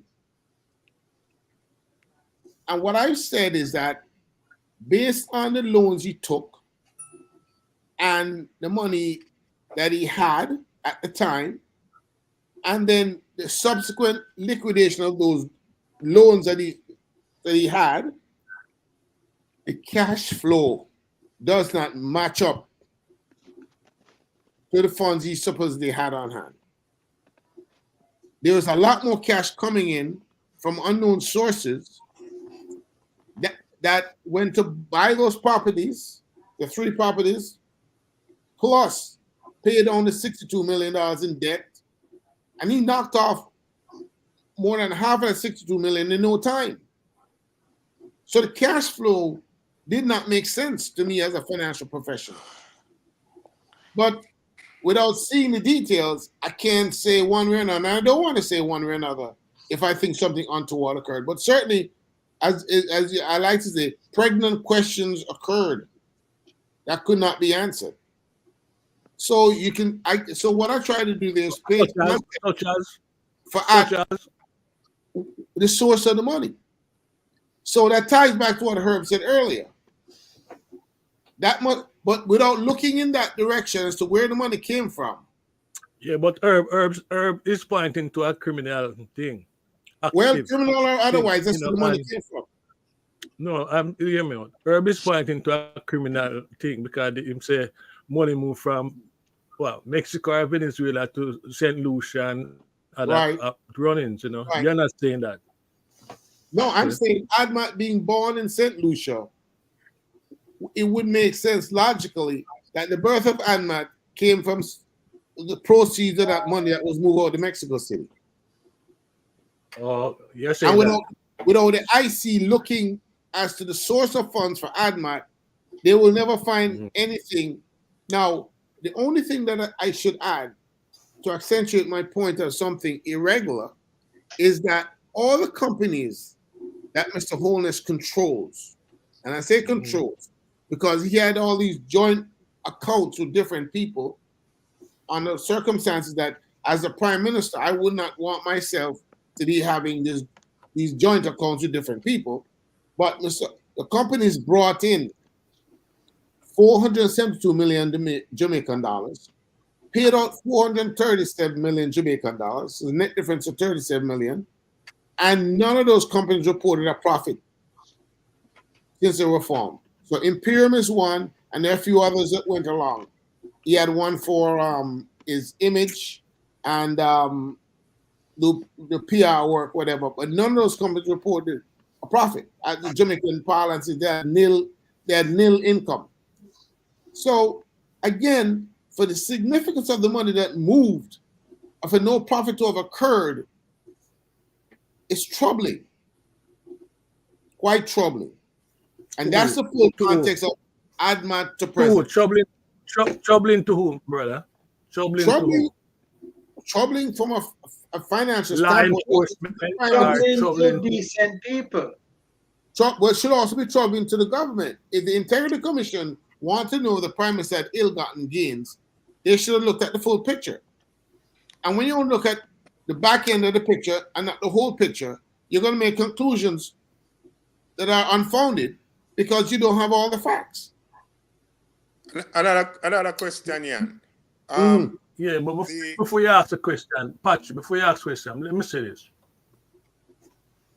I hear many good brethren and sisters talk about this corruption issue. And I'm not sure if most Jamaicans is something will trouble them. Because you see, given the condition in which the people live right now, you know, Holness probably is seen as a successful individual. You know, regardless of how you see it or what have you. And there's a high tolerance, I think, for certain activity which if you can't hustle and get through, people will see with you. You understand me? They will see with you and them know it because it's a long time thing that is Jamaican, amongst the Jamaican people. So that has an element of truth to it. I think there's truth in that. But you know, and I'm telling you right now, if the hustle involves whatever it involves, and you put some money in your pocket, you know, nobody running to government to get wealthy, allegedly. Well, my concern, Bridget, well, you say that my concern, you know, is, and why I'm interested in what you and Herb have to say is that, listen, Holness is MP neighbor to White House, and I've seen a number of brethren come inside to represent the people. You know, David Core, Frank Phipps, Holness, Freddie Yap, the whole of them come, and all of them benefit from it. But yes, still the community. Yeah, they always come in and do something, do some development and what have you. But we still have the same problem from 1972. Violence and robbery and there's no improvement in life. And people get rich from the sufferation of the people. That's my concern, Brazil. Yeah, but there are reasons for that. From the pain. Oh, we account for that. There are reasons for that. Right? There are reasons for that. You have to look at Jamaica as a country, or Jamaica as a nation, right? And look at where we're coming from and where we are now, right? And look at the measure of progress. That is the reason. Regardless, no, Patrick. No, hold on. Follow me closely. But it must be seen, only seen as just ordinary black man try to make him way through a divided Jamaica and sufferation. He might play like how the Matalands and play. He might play the game like how the Matalands and play. No, but here's the thing. Here's the thing about it. You have to get to the root cause. You have to get to the root cause in order to understand the problem. Right? If you can't get to the root cause, there will be no understanding of the predicament we're talking about. The reason why there's that attitude is because of the level. Because of the level of, I'm going to call it the level of development of the people. Right? The fact of the matter is that we're coming from a situation of slavery. We're not far removed from slavery, you know. In fact, some would argue that we're not removed from it at all. Right? And I will be one of them to argue right away that we're barely scratched the surface of being removed from slavery in Jamaica. But Patrick, honestly, I know you don't see that, and that's what I'm trying to get. Hear me, Patrick. Let me say to you. Herb lay out a situation in terms of money, which we know we might refer to as hustling. With our politicians, that thing will take place in Jamaica regular. And those politicians do it. Whether them go to Venezuela or them go to St. Louis to pick up money and come back to Jamaica. It's a regular thing amongst Jamaicans, and there's a certain tolerance for them start activity there. And I know them thing there in Jamaica. You know, there was a certain time when certain politicians want certain things done, him just contact a man, a certain mechanic down from St. Anne's Bay and Hanover and get certain things done. So it is a regular thing. People are now accustomed to that sort of thing. And it's something different from, say, is a criminal act. You don't see that way there. Well, you know. But what makes it a criminal act, Mikey? What makes it a criminal act? Even if it is a criminal act, there's a tolerance among certain people. You understand the message, John? John, you understand the message? I don't know if I make myself clear. Nobody call my name, may I listen? What I say is this. Understand what is this reasoning? Where is this reasoning leading? Well, I'm here trying to struggle to understand where let me tell you where the reasoning is going. Let me tell you where the reasoning is going. Where the reasoning is going is that Mikey raised the point about his concern, right? For the loose way. No, in I which they- understand. I understand the point. Where is Yes. it going? Yeah, and that's precisely what I was going to. Where it is coming from, right, is what determines where it is going. Because you have to understand the causation of the whole thing. The fact is that the proper way to conduct business is not the way it is being done. And this is why it has a label of corruption on it. You see, Patrick, there's a bigger question, that I've always asked. All right? These guys do the thing, whether it's under the QT or however. But, like, today I was looking at an article that talks about how the last 4 governments thereabout have sold off so much of Jamaica. You wonder what is there for Jamaicans. And that strikes at the heart of what we're talking about. Yes. This money don't just fall from a tree in Mexico that Mr. Vaz went to pick. No. It means there's some. But if you guys allow me, see, the point I'm trying to get to is whatever Owners is doing it's no different than what the Matalans and others have done. So why are you making that point? I'm making that point. Well, the Matalan's not serving people. Oldness is. Matalan's serving themselves through commerce. Wholeness has taken an oath of office to serve the people of Jamaica, especially its constituents. He's using his office. Yeah, most for self-enrichment. For self-enrichment. Most of them are puppet. Most of them are puppet. Well, Most of them are puppet. We can't condone the activity because of what the Matalans represent or the Ashdimes or any of the other families. We have to look at the government. The government is the one responsible for holding the Matalans, the Ashdimes, the Butch Stewarts of the world, and all of these others in Jamaica. But the fact of the matter is, the fact of the matter, Herb, is that what is before us right now, what we're talking about right now is we're talking about the situation of the Prime Minister. Yep. Right? And the Integrity Commission. How we get to Matalan and Ashnaim and all them people there? That's neither here nor there.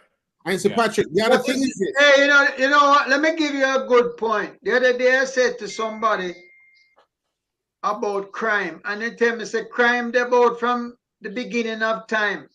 In other words, that's how I understand what Mikey is saying, which do have no sense. Exactly. To call up all these names as people who enrich themselves, for them to sell ganja in the beginning and them do this or that. Hey, listen, Mike, the other Mikey, you're on the floor and it's nearly 5 o'clock now. 5 o'clock gone. Talk your piece. All I'm going to say is this, gentlemen, is this, okay? I get what John is saying, and that's a very important point I've always been cognizant of from day one. Because, gentlemen, if you remember almost 20 years ago, when the Bunting and Golden situation occurred where the government paid the law firm that Golden and Bunting were members of $29 million for some transactions, and it was alleged that it was inflated, etc., etc. These things have been going on for a while, but there's a key point I want to make. The people in the Jamaica middle class and in the upper class will say nothing simply because there's an element of fear that we sitting here where we are don't experience. There's real fear because these gunmen at times operate under orders from these politicians. In fact, there was a very strong allegation that several members of the ruling party that they were affiliated with different gangs, and therefore, if you say anything wrong, somebody come around to shoot up your house. That fear, I must add, is quite real, because I have friends in different places, and they've said, we have no intention of speaking on that publicly because we are fearful.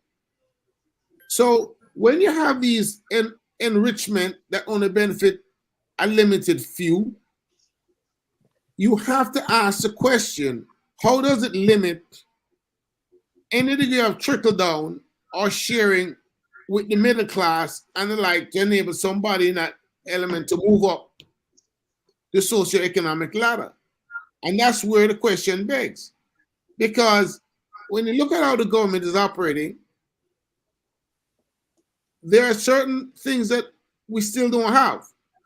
The teachers fleeing the country, as that has continued to weaken our education system because they can't get a livable wage. And I know what they're making over here. They're coming here for millions of dollars. What they're coming for is barely above minimum wage. And they're still struggling because by the time they find housing and transportation, the money they're getting, it can't cover their bills. So if we need for them to stay in Jamaica and provide the funding, these people don't lose it. And if our kids don't lose, but too many high schools have a serious shortage of teachers.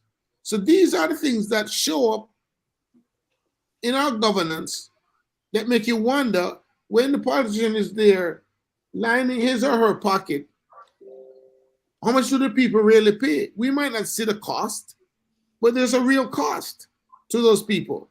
You know, we have the largest and busiest airport in the Caribbean at Montego Bay. Man gets sick, drop down. And what they were trying to figure, well, who's going to authorize us picking him up? And the man lay on the floor and dead. These are things that occur because there are too many self-interests in the government. And the interest of the people is not present in their thinking. So, yeah, criminal behavior has been going on for a while. And it's been alleged different people did whatever to make their wealth. But the fact is, we must draw the line somewhere and say, hold on, you are elected to govern in the best interest of the people. Where is white collar crime? White collar crime is not the same as two man sell a piece of ganja or something like that. Absolutely not. You're right. So let's get on. 5 o'clock now. So, but that's it. I'd like to say. I think Maxine wanted to say. Maxine wanted to say something. Yes, I was listening to the presentation from Herb and Mike, and I was an article that I read last week, which is by P.J. Patterson, The History and Development of the Modern Labor Movement, Lessons from the Past, Prospects for the Future. And listening now, I'm struck at a point that was being made by Mr. Patterson in how the capital is structured in Jamaica to be owned, you know, coming from the colonial space, to be owned by 0.0% of the population. And 99% of that, the business people at that level of capital are not Black in a population that is 99% Black, right?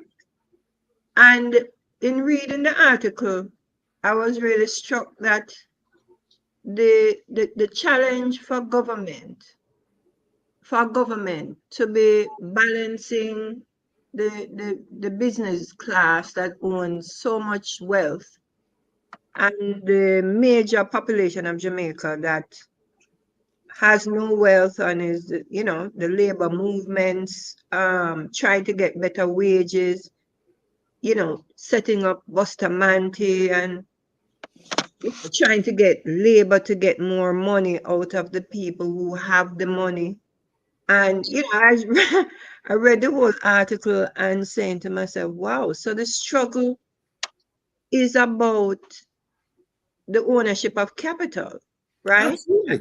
And it could not be about, no, so I'm looking at the politician in between that money, capital, and the majority population of people have none, and that they are just there to get better wages and maintain or what has seemed is like the maintaining of this wealth distribution, that or lack thereof, or ability for the major population to reach that ownership of material. Because I remember, I think it was St. Pigeon Patterson that was I think he had Vin Lawrence, you know. I remember somehow being understanding that time. And they were really hard trying to create a class of Black business, you know, trying to facilitate Black business ownership in Jamaica. You know, so I'm saying this corruption that we are speaking about, you know, is it coming from an individual wanting to be corrupt, or is it coming from the way that the thing's set up, that it eventually put you in a position to say, well, boy, let me take some of this money, or try to siphon this money off somewhere, because this thing is so, you know, can't move. Because why did I, you know, why did I vote you in? What are these political parties for? To keep me in a wage earning situation where they're saying no. I think the paper is saying now that even the trade unions that were the mainstay of these political parties and the political process is being replaced now by contract workers, or the way that the new economy is coming is like, you know, I'm just thinking through listening, and I said, wait a minute, you know, this whole corruption thing, it's like, I don't say that the individual wants to be corrupt. I don't know if as a politician you end up having to be corrupt, because you go into a system where it's just hard to change, or hard to move the wealth to the people, which is, when I say wealth to the people, it's not like the wealth could not be coming just from me earning $7 an hour to $9 an hour. You know, how is wealth going to be transferred, the expectation of the people to be associated with this capital? You know what I mean? And not hearing the whole of their life, oh, it's 21 family, and going into next intergenerationally, it's going to stay this way. You know, I'm just making that observation that I felt. If as I I'm may listening, yeah. encourage you, Maxine, it's all of the above. And I say it's all of the above because Jamaica is still a fledgling democracy. We're still babies at 60 some odd years old, 62 years old. Okay? The rules that are still in place were put in place by our colonial masters. Hence, we're looking to change whether we're a republic, kind of become a republic and disassociate from the Queen or the King of England. What all those things are superficial. The real question that we need to ask is, do the laws that govern Jamaica enable us to adequately and effectively invite investors to come and participate in who we are as an island and get some of that money to flow down to the people? The government speaks fondly that $4 billion is spent from tourism. The question, if $4 billion is spent by tourists to come to Jamaica, how much of that money actually stays in Jamaica in the banking system so it can be lent to develop different things in Jamaica and grow in Jamaica and create what? A tremendous balance of payments, positive position for Jamaica to have in the system of cash flow. That's number one. Number two, if not, why not? We have, by all accounts, we have the best deal when it comes to tourism. But is that situation providing tangible benefits to the people? For example, can a living wage be made in the lowest level of the tourism industry? People have to travel miles and miles to get to work. Can the roads be improved by having a partnership? See, because I think there's enough there for a joint relationship with the private sector and the government. And if the government and the private sector actively promote this relationship, there will be tangible benefits in Jamaica. I, for one, am very happy to see the roads we now have versus the ones we used to have. Why? Because I don't see the cars breaking as much, so we don't have to import as many car parts, therefore more money stays in the island. These are the ways we go about building the economy of Jamaica. But when you have a prime minister or whomever able to cut these private deals, move significant money into their respective pockets, and none of it going into Jamaican economy to develop the economy, that's where the real crime is, in my opinion. I don't know. Like I say, I'm not giving any pass to anybody politically, but when I look at the immovable nature of the situation, I mean, I was in reviewing the article. PJ Patterson spoke about the 70s under Michael Manley. And I was surprised to see that it was the abolition of the Master and Servant Act in 1973 that is the most compelling sequel to the Emancipation Act of 1838. So it caused me to say, oh, wow.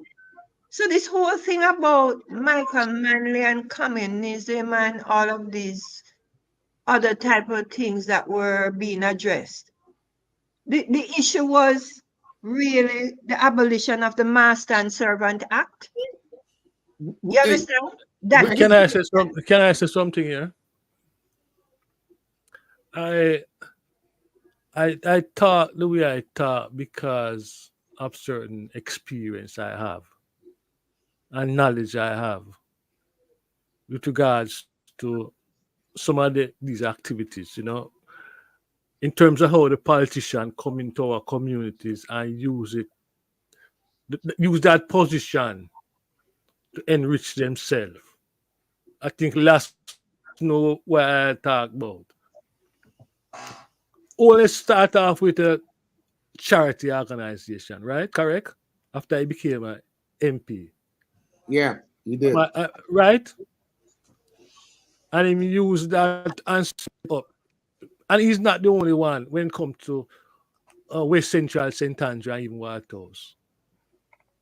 Politicians come into our community and use certain community resources and enrich themselves, position themselves and organize. Because none of those people that sits on wellness organization come from the community, you know. You know that.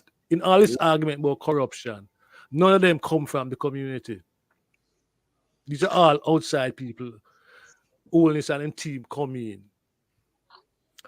I'm saying that this sort of practice, where I'm a prime minister or what have you, you know, is what politicians, Jamaican politicians, both PnP and GLP, are engaging for a number of years now. Mm-hmm. You know, it's a number of years this thing here go on. You understand? And we all know it, whether we know bits and pieces of the story. But what is missing, it's like there's a fear, which I agree with, but it's like somehow we don't want to speak truth to power. Call names. We talk about the truth to power of the Cuban Revolution. We again to want to change the status quo on behalf of the people, and they were embargoed. You understand? What? Like the other day. It's a go on now. No, I'm just trying to level the playing field, looking at Haiti and everybody around us as. No, I understand your point. But guys, that's why I say we're a young democracy. If the people downtown, if the people downtown not convinced that Wellness and others are corrupt individuals, then it's just weaponized we make. It's true. Weaponized are some international concepts we are imposed by the Jamaican people. Whether it's Transparency International or what's up. The Jamaican condition That's how me born and see. Me always see in the community there's a hustler. Yeah, but There it's is a not hustler. hustling. But It's not hustling. This is white collar. Mikey, can I say something, Mikey? Go I ahead, my don't brother. Hear the difference. I can't talk. I want to talk too. When you bring it down like that, you make it look like, well, it have gone a long time. Well, it's not more than so. Well, this one used to do it. What that mean? That can't be how we operate, gentlemen and lady. We have to lift the standard. We have to say, okay, why is it happening? It's happening because the people who are policing corruption are themselves corrupt. Very That true. is why I keep bawling out for the People's Manifesto. What is it going to say in it that's going to change that? I would say, John, the The first way man that in the jail. country. Put the first man in jail. We the prime minister or MP. Put them in jail. And we'd have a I would Can I say, say go can I ahead. say something? You see, Wow. I want to address part of the point of Mikey is trying to make. And what I want to respond to Mikey is that yes, Mikey, there's a situation where a lot of poor people feel like corruption is part of the game because they benefit from it. A lot of them. But the difference is, Mikey, is that when the politician and the government officials and the civil servants, when they involve themselves in corruption, it's a different kettle of fish from when the little man, are doing little thing for benefit from corruption. Because, as Mike point out, the level of corruption that's taking place in government and those places stop schools from being built, stop communities from being developed, stop kids from going to school. How come the Bandagana prison? That is the problem. That is why we have to highlight the thing, and we can drop the ball because some of the people from our class give it a free pass. We still can't drop the ball. We have to keep the thing on the table so that there is change. Because part of the reason why a lot of poor people accept it, is because them feel them can't do nothing about it. Absolutely. Them feel it's going on for so long. Them feel the politicians always get away with it, that them just resign themselves to saying there's nothing we can do, so might as well we join them or take what we can get. That is the problem we face, and that is why we have to stamp the thing out. Yeah, but in spite of that problem, I think a solution is that they need to value Jamaica economy, and they need to put some money in a trust, our land, our value in a trust for the people that have nothing to do with politicians. But it have to do, even though politicians are there, not an integrity commission. They need an integrity bank of money and land that can be directly looking to say it's going to invest in people. But Maxine, affirmative action. the only thing Maxine is a parliament, and they're so busy trying to enrich themselves. I'm saying no. I mean, they gotta pass laws. I mean, yeah, well, they said they want to set up a republic, right? I agree. But Maxine, so you can't filter it down through people, and apparently this is our experience now. You can't filter it down through people, and then it's going to get them to be corrupt. So they need to put some money and some land and some value in a space on behalf of the Jamaican people. Who is it there? Then you hire these people, huh? Who is it there you're talking about? That's why I'm saying. So who is it? That's why I said, who is Jamaica? If we have Yeah. 3 million people in Jamaica, listen, No, we no, have no, 3 no, million no, people in no, Jamaica. no. Who What I'm owns asking Jamaica? you is, Maxine, I'm asking you to think about what you're saying, right? You said that they need to take certain steps, put certain resources in a particular place to the people and so on, right? Basically, what you're saying is that the responsibility needs to be shifted from the government and some other body or some other person or whatever, right, set this thing up. Who is that person or who is that body that's gonna do that? Because that's not the way governance is structured. What if you have Governance is a structured. problem? If you have a problem that is recurring, right? You're just gonna roll the dice and say you hope that this next person becomes. I never said that. No, I'm not saying you. I'm talking about the process. Can I say? No, can I the say fact Or the of the matter is, manifesto the that fact we of the are matter is, speaking of. What I'm saying, what I'm saying, what I'm saying is Can I that just finish what I'm saying, Mikey? Can I hold just finish what I'm saying before you jump in? All right, go ahead. The fact of the matter is, right, in an organized society, you have a government who is in office through elections, through being elected, right? And that government has a responsibility to the people. The government has to act with integrity. There's no going around that. There's no excuse, right? When it comes to government operating in an atmosphere of integrity. Because the government is responsible to set up laws to govern the country. And everyone has to comply with whatever laws are set up. So when there's corruption at the level of government, right? That is a recipe for anarchy. That is a recipe for total chaos. Government cannot operate in an atmosphere of corruption. Can I say something here, Patrick?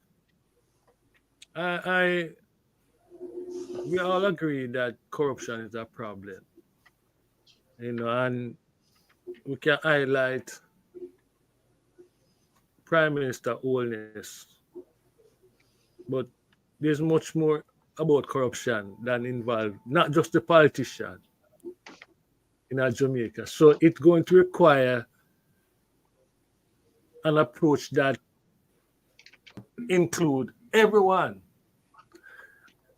We have to find a way how to communicate this corruption thing in Jamaica to the Jamaican people, because the condition in which we live, we live in a very oppressive society of folks, and some people, they put them life on the line to survive. Whether they try leave Jamaica and come to Mexico or what have you. And what is seen as corruption to some of them is not how them see it. It's survivalism. So I hear people talk about oldness. So Mikey, are you saying then the Prime Minister is just trying to survive? He's one of many politicians who come and use Jamaican people for enrich themselves. Yeah, but how much is enough? There's a difference between a policeman who take a bribe because him catch you speeding, and a blasted prime minister who is money laundering millions of dollars. I don't understand this, or anybody in the House of Representatives. How can we equate the two? A man that tries to survive. These are not people trying to survive and buy a tree house. How much ghetto people buy tree house? How much buy one? How much buy one? Yeah. You know what? Because brethren, we construct and impose a system on certain people in Jamaica. That's why them politicians can use the loopholes and the system to get around and get around the mechanism in They place. are the ones who make the Whether law. they are the leader, they break whether it. they are the leaders or what have you, whether they are the leaders or not, the loophole in the Politicians are laws not and the leaders. mechanism. I keep telling you that. I keep telling you that. Whether they are not Politicians are not leaders or leaders. what have, I'm saying, John. Hey, gentlemen, What? let me No, add it's not one. John. That's not John. That's Patrick. No. What I'm saying, but let me make a point here quickly. Michael Manley left government as poor as a church mouse. And that And is yet, who are it was fighting. Michael Manley who made laws to end so women can be empowered. So in No More Bastard, Cherry Michael say he gave us free education, and Edward Seaga came to America to kiss Ronald Reagan's ring and agreed to dismantle free education for Jamaican people. These are the things that happen in Jamaica that we Jamaicans have to repudiate. These are the things, because if the PSOJ, the private sector organization of Jamaica, and the government have a constructive working relationship, the government will not find a shortage of ideas to enrich the country. But you keep having these deals on the side. Even Mr. Holness, he was giving these no-bid contracts when he was Minister of Education. All right. Okay? So the corruption started long time. And we have to imprison somebody significant for the message to get through that Jamaican people will not be robbed anymore. And that's what is lacking. Okay?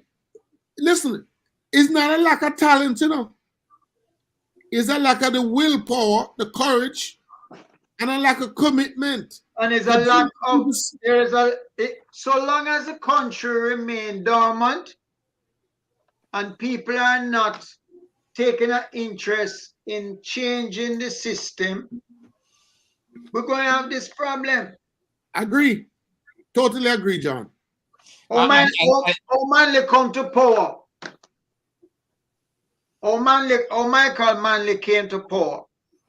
There was an awakening. Yes. And why was he removed? Well, the same way that they're trying to remove Castro, the same way they're trying to remove the man in Venezuela. Yeah. That is how it goes. Because when you read the council, why you have immigration, why you have so much people that immigrate illegally into the US? Them coming from the places that the US embargo and shoot and crush. Absolutely. Including Jamaica. Including Jamaica. But brethren, and sister, it's not just, there's something called American tax code. And that sort of govern everything we go on in the Americas right now when it comes to trade and what have you. So the thing about Admat, which we started out on, to me, this is just an individual, it's just an individual and a team figure a way out. They don't want a scheme and just run a scheme. Set up them operation down there, so and then from St. Lucia and then transition to Jamaica. Because it's not the first time it's happening. I strongly object to that interpretation, because the same way last week you start the show saying that when the Prime Minister have a right to freedom and him can go to the court and do this and that. Now you come and say you spin it round on the head and say because thieving is going on, him can't thief. No, that's what I'm saying. I'm saying that we should not be surprised by the revelation about these individuals, because it's a common. You're on the program in the public talking on a show saying that the man who thief, how much $1 million in thief or he could have stolen since you have your little thing running down here. right? No, what I'm saying, Bridget, is that I don't think ordinary people downtown concerned with what are going with. Mikey, that's the That's- Mike, that's the But problem. that's not. Hey, what are we talking about here? The Rasta thing, all Rasta concerned. We're talking about crime. All people in the country concerned. Well, I would guess nearly everybody concerned with crime. The fact that people are not involved in something don't make it wrong or right. It's not a poll. We have to, the purpose of us having this conversation is to identify the things that are holding back Jamaica. And one of the biggest things holding back Jamaica is wage labor. Is corruption. Wage labor. No, What's no, more wage than that? labor. It's Wage corruption. labor. Michael, Corruption. Michael, Mikey, you need to stop. Can we Corruption, talk Mikey. You need to about stop because you're next talking week's like election? you're talking And like who you're is gonna talking out of your ass. What kind of argument you really have come up with? I want to know what to do before him come on the show. No, he's moving back to Jamaica next week. I'm making way clear. He's Corruption. laying the foundation. No. I just want Maxine, what I'm saying is that these guys that come this month, or another 3 months, or another 4 years, is corruption. Then later on, your X amount of youths get killed by the police. And then that Mikey. disappear from the news. And you see, in terms of what's happening amongst the labor force, the contract labor that you point to, that is what most of the company moving towards. Putting workers on contract and denying them health care. You know, so each like every cycle there's different topic them It's not just feel tight. And healthcare, people get used to it and say, pension. You're denying them health care and pension, and you're paying them less. Mm-hmm. That's a known thing. That's big in America. So we we're import not that. talking about Jamaica Yeah, right now. but it's big here before it big in Jamaica. Can I say something, John? Mikey, part of the thing we have to understand is that at various times and various issues, people consciousness are at a certain stage at a certain time. If you look back like probably 2 years ago, less people were concerned about getting Andrew Holness out of the government. Come today, more people are saying Andrew Holness should go. It's the same thing with the whole corruption thing.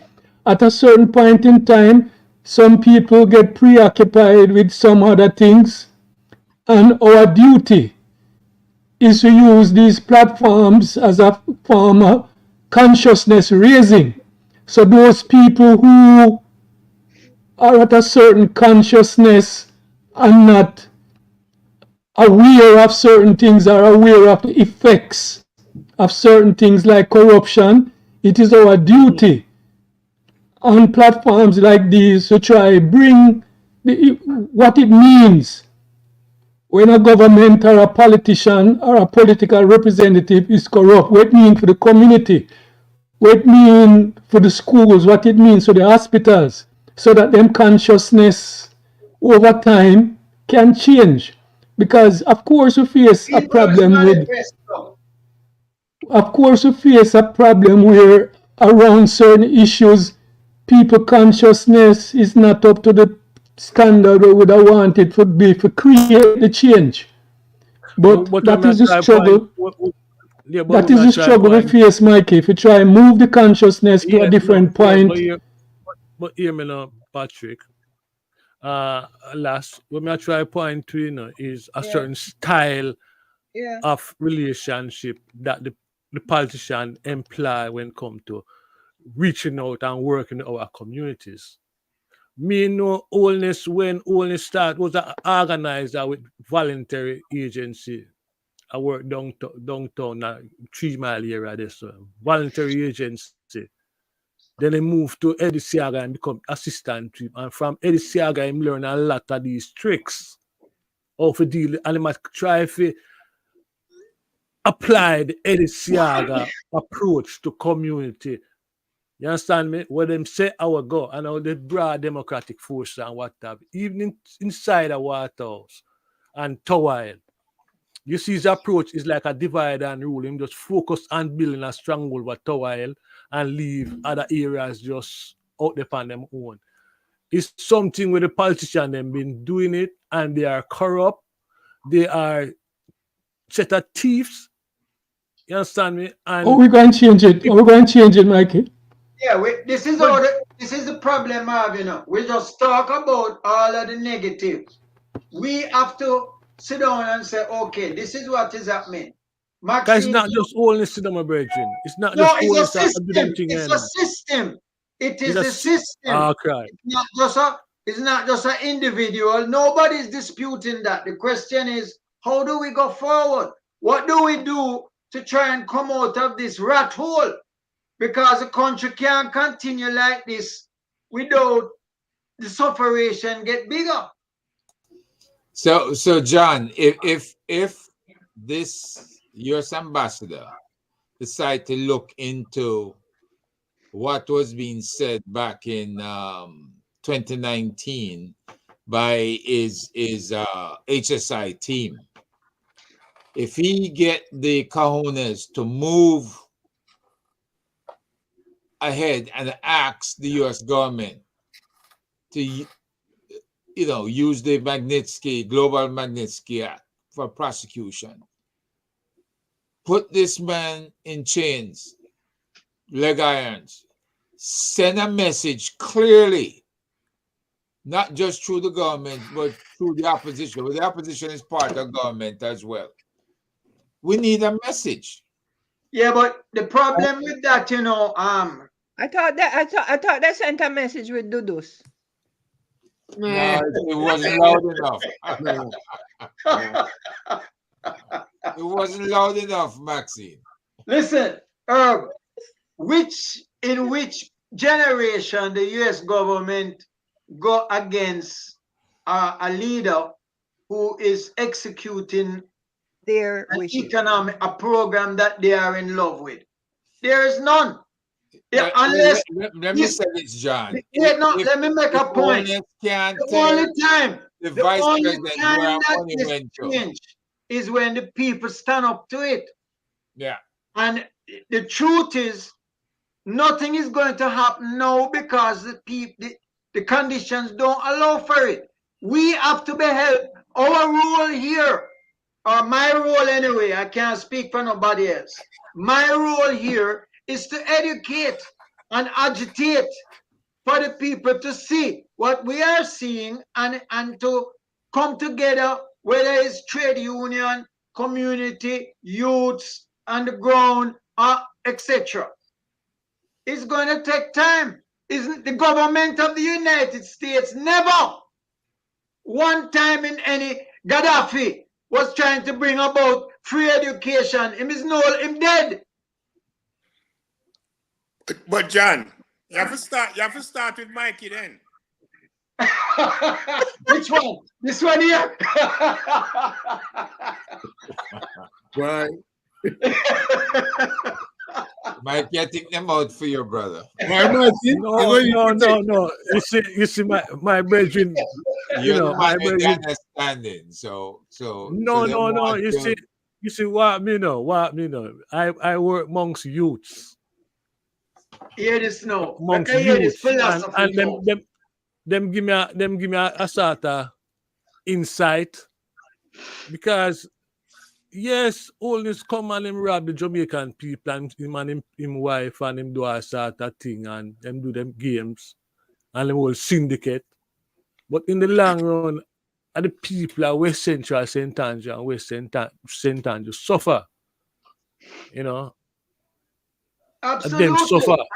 What do you say when somebody say that to you? You tell them, "Oh Lord, scratch me head." No.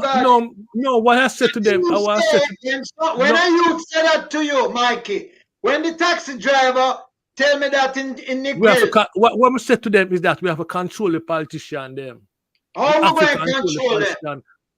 Well, we have to organize ourselves, you know, and do something. We have to control the politician. Yeah, Then. but We right. John, me come from a people, you know, where the people give the politician the power where them have supposedly have, you know. Them sit down and wait for the politician and look to the politician to do certain things. Yeah, And but that is the I'm not problem saying we no. face in the system. Right. That is one of the problems in the system. The system says is the politician rule himself, clean up himself, And turn him on run, thief from us. yeah, and thief because him get the freedom for thief. And we are to say our job, in my opinion, the purpose of my education is not to go out there and thief. The purpose of my education is how I can help get the people to prevent more thieving, more corruption.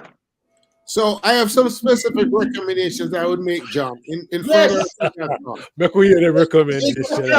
Here's what Make we hear them. Because I we would- plan different. I would start with the Integrity Commission.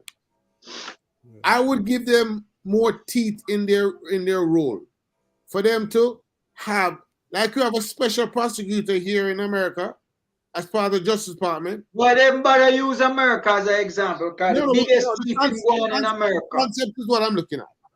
Have a special prosecutor who only reports to maybe a Supreme Court to ratify his or her actions as legally binding, but give the Integrity Commission the ability. You're going to write this out because I was looking for my manifesto and I don't know where it is here. Too much paper. I tried to clean up. Mr. Holmes, before Trump come in. But I would give the Integrity Commission the ability to prosecute independent of the DPP. Because the DPP is clearly compromised. So I said, but we're told, Ian, that they already have that. We're told that no, they don't. Have that. They can only refer to the DPP for certain things. They can't that's not prosecute independently. How about that's letting not the FID that's not what the MP said when he was on the show a couple weeks ago. Huh? That's not what the MP said when he was on the show a couple weeks ago. Gentlemen, he said that they already have that. He said that they have that teeth. Listen. I just think that those of us who are involved in this, I call it a line of work, you know, open up people's eyes and to certain reality that we face. When it comes to Jamaica and corruption and what have you, somehow we have to probably look at what happened in South Africa, the Truth and Reconciliation Committee, find a way how we can introduce and get this process going. Because in Jamaica, there's so much deep secret and hostility and blood war, and it's deep. The corruption is not, you know. But it's not taking place in a vacuum. That it required that there was a revolution in South Africa. But what I'm saying that in terms of this discussion about definition of what is corruption, what is not corruption, and who get trial and what have you, there has to be a conversation. Let me ask you this, Mikey. Among the Jamaican people and the leadership. You think the government the PnP, South Africa is PnP come with corruption? No, hold on. The PnP come with Vision 2030, and I'm not sure where we are with that. You know, that's government working. But I know there has to be a conversation that involves the Jamaican people, the broadest cross-section of Jamaican people, who can define who is a Jamaican going forward. You know, well, Mike, first you have somebody with I can ask a question, you know. Mark, with the situation where all this get tagged. Well, I'm doing yes, I know. I don't know. It's just a whole legal documents or what. Mikey, you need to stop wasting time and talk crap. That is the whole thing about it. You keep on asking for time for talk crap, and you're not answering the question. Which is you're not answering the question. Oh boy. Yeah, because 7 o'clock now. John put the question. John put the question just back. clearly. And you avoid answering the question totally. What is and the go question? back to What is the talking question? clock. What is the question? John asked you the question. You wasn't listening What to is him? the question? What is the question? John, you asked me a question. We pass that now. Make we try conclude and end the meeting on a high note. I think, gentlemen, in all honesty, in all sincerity, Go ahead. and Yes. here's what I would encourage us to do. I think we've done a good job in discussing things, but what John did earlier when he said make recommendations. You know, Mikey, you're right. Crime does not occur in a vacuum. It's very much in the open, but it's like raising children. When you hold them accountable and the punishment is certain, there is corrective behavior on the children's part. Similarly, if our politicians are sent to jail, you have to have a process that is so impregnable that the politicians know that they violate the law is jail time. Jail. You understand me? It has to be jail time. And I wouldn't mind a public, and one thing I said when I made a recommendation to John, if you remember what I said, John, a public trial. Yeah, with TV and all that. Exactly. Because when you start exposing the corruption, there's no politician worth his or her own salt want to be on TV discussing on thief and whatever they do, and it's discrediting. Mike. Pay careful attention to the PnP, the People's National Party, not saying anything or giving a commitment to trial or investigation as to how the money are missing. I totally agree with you. Why do you think that is so? Thief don't like thief with land now. The corruption is not just when you throw stone it. You even a glass house. Yeah, glass house or pig pen. Either one of them. You get licked.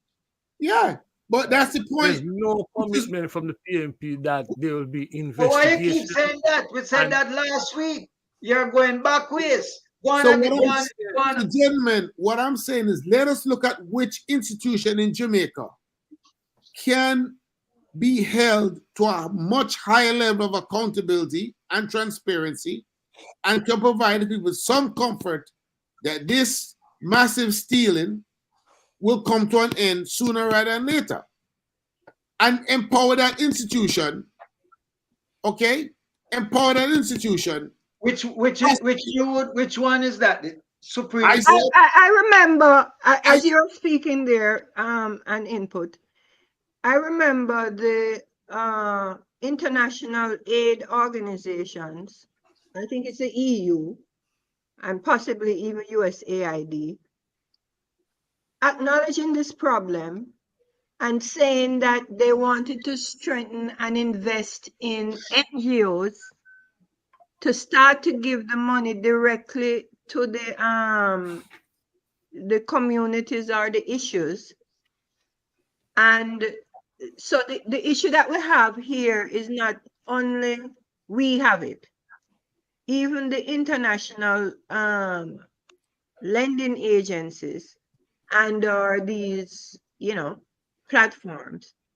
And they were looking to go to the NGO, trying to encourage local development to get out of filtering the funds or whatever is coming through the political system. Through the political system. No, I'm just explaining. That is what that is what is happening there now, except to the fact that most of the people on the ground that require the aid don't have a managerial class. They don't have skills. The skill sets are lacking. The capacity. Yes. So to access the funds. I mean, this is the what do you call it? That's what we were talking about the earlier. club.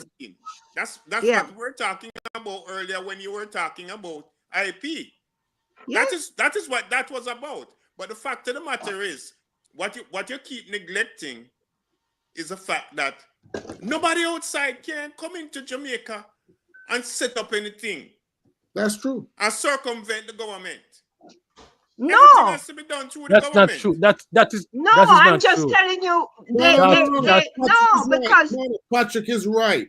It's No, what I'm kind of saying- non-representative government. You have to have I'm not representative asking government. about circumventing the government, or these people recognize that they have to deal with the government. When I say deal with the government, they're not trying to remove the government. They're trying to That get to is the not true. people. I They're think trying to That is get not true. Maxine, I What- think what you is have not true? Hello, terms, excuse me. terms of What is not engagement. true? University of the West Indies, any other camp, they don't have to go through the government to Huh? secure grants. The University of the West Indies don't have to go through the government to secure grants. Yeah, but they have the capacity. And a lot of grants. I'm telling you, I'm on So, the ground in Jamaica, right? And there are these white But that's people, farmers, all of these people who need aid, and it's being bottled up in the corrupted structure. I'm in meetings with the EU and all of these people who bypass. If you're not an NGO, you cannot access these funds. And if anybody from the government is sitting on your board or anything like that, you cannot access these funds.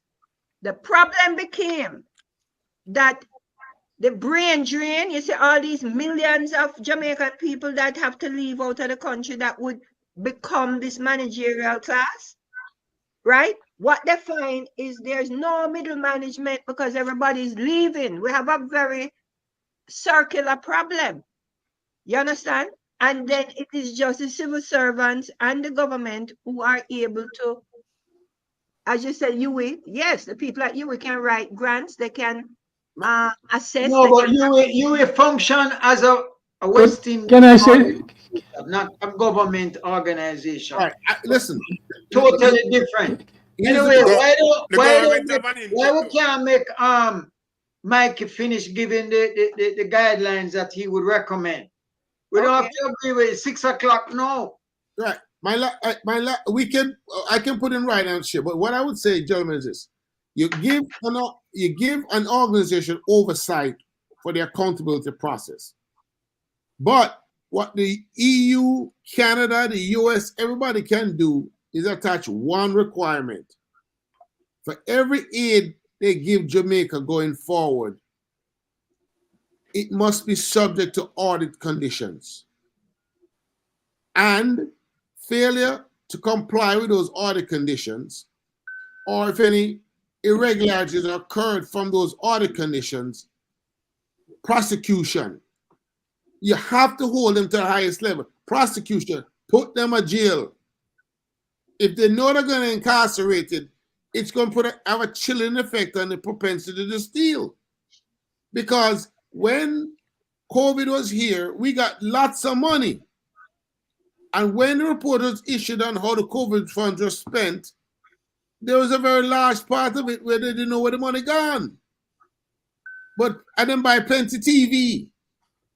These are the things that have to be squashed out.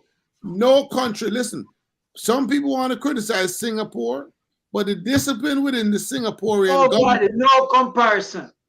the discipline in the Singaporean government is as such. And people say, oh, Singapore is not really a democratic. No. What Singapore says, you break the law, we're going to lock you up. And there's no long drawn up procedure. Your backside go to jail right away. You get penalized. They are involved in the formation of the laws. Listen, guys, them involved in the formation of the laws. It's the lacking of accountability that's the problem. Okay. People do what they want. Everybody talk about that, and when the government change, nothing happens. We must be willing to put people in jail as a starter. So therefore, to me, if you get foreign aid, it's subject to audit conditions. And a report must be made every year on that foreign aid. So you will send something to me. I will. Thank you. You put it in writing that they must, before they can take a dime. Because Michael Manley created many structures that would benefit Jamaica today. That man leave politics a poor man, a very poor man, okay? And one of his foundational changes he made, a free education, got dismantled by Eddie Siaga, so they could bring these low people to saddle these young children with enormous debt to go to college. Again, it's moving the goalposts in solving slavery. They move the goalposts. So if I have to take all this debt, I'm not go to school, I'm try to hustle. We have to have foundational things in Jamaica that allow us to say, this is Jamaican, and we're not change it. Because Jamaicans don't lack talent. We can all attest to that. We've seen Jamaicans outside of Jamaica turn the world on its ear, and people go, well, we don't come from Jamaica. What? Jamaicans don't lack ability. What we need are rules, and we need discipline. There is not enough discipline in the Jamaican society. When the discipline arises, the prosperity will follow. Just like in Mr. Chairman, it's 6 o'clock now, 6:01. Yeah. Last, you want to say something. For a long time, you want to say something, in that, like you want to say something. So No. I take a pass now. Take a pass. The man hungry now. The man hungry. No, I'm good. I'm good. Last word. Herb, any last word? Patrick? Yeah. I mean, I've listened, and I'm hearing a lot of people saying we need to formulate more laws or use the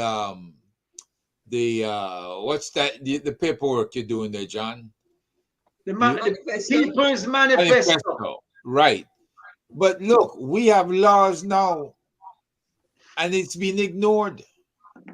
We have, whenever a case is referred to the IC prosecutor, she merely says, I've reviewed it, and there's not enough there, or it's taking too long.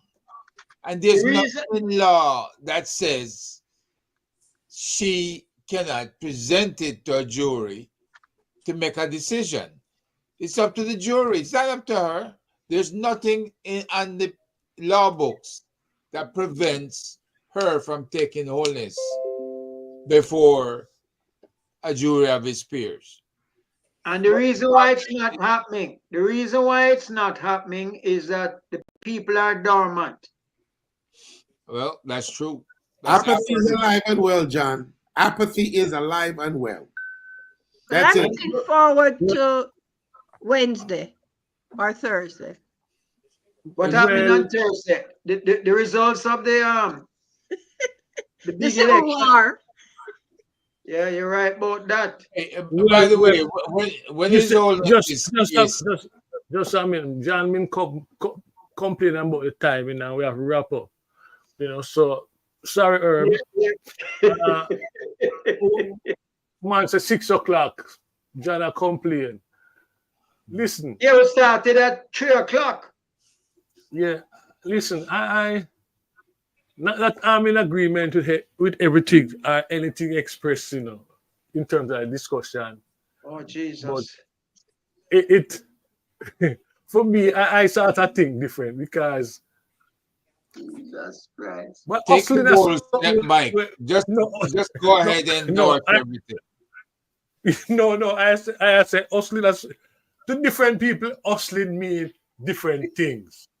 That's the way I say, That's the way I say, and the sympathy and the force, with which we bring to the discussion and what have you. Ordinary people probably I think different than what we are think. I'm certain about that. I think a lot of people are tired right now. See onus as corrupt politician. Yet still, we are broad and people, opposition party and others uptown. Is that a conclusion that we're coming to? Yes. Me I say right now, different strokes for different folks, and probably, as the topic suggests, only cutting throat, him just You Well, know, you see know, one is I that don't think the you next fucking election will smoke come my and niece. also get beaten Him and have one another politician. sympathizer. Him have one No, sympathizer no among the sympathizer. group. No, not You even want one him one sympathizer. now. We think, What you we say? think the way the Everyone, system set up, listen, the way the system set up, them pass through one prime minister, then another group of them get together and they want to move and them appoint the next one till they want to fuck up, and then they bring another one and appoint. But when it comes to ownership, especially land ownership in Jamaica, nobody not talk about them thing there. Because that's where the power lies. In Jamaica. You know. Land ownership. And all right, about 606. Well, we need an entire show on that, Mikey, because there's a certain family out in St. Thomas that looked at all the deeds and of course and titles. it's a buy of people land. And well, they're a bunch of dead people, and the taxes is not paid, and all kinds of stuff is going on. It's not just in St. Thomas. It happens also in Clarendon, and it's happening All over the country. all over Jamaica. All Listen, right. I can tell you this, Mr. bro. Chairman. We want what we call it? The gathering. We want to thank everyone from the panel and the listeners them, you know, because it's all well and good. We're able to come together on a Sunday evening and express our view. You know, none of us agree with anything, you know, and neither do we endorse each other. The word sound, it's just word sound, and we are in what, America. I'm in Probably- Jamaica, so You're in Jamaica. don't ping me Probably- into America, please, because I'm bi-coastal. Okay, probably by Wednesday morning, we will. Some of us will reach a decision as to whether we want to live with Donald Trump as as president of the United States. It's That's something the program, many of us right now face this question. But be good and enjoy it until we meet again next Sunday evening. Mikey, listeners- remember to your thing that you say you're going to do. Beg you. I will. Do not send it to this the other Mikey. Please send it to me. Send it to- like in my dream car something. Too much wine. Come back around. Yes, my brethren, love and guidance. One love. Next Tuesday, and make sure if you can vote, go out and vote. Vote in the American election to power democracy. I'm not sure, but I voted Get it already, Mikey. I vote from Thursday. I'm going to vote Tuesday morning. I've already Out and voted vote. myself, you know. as Spike Lee said, do the right thing. Whatever that is. All right? So, bye. right, guys. Much love, my brethren. And lady. Walk good. Yeah. Oh, God.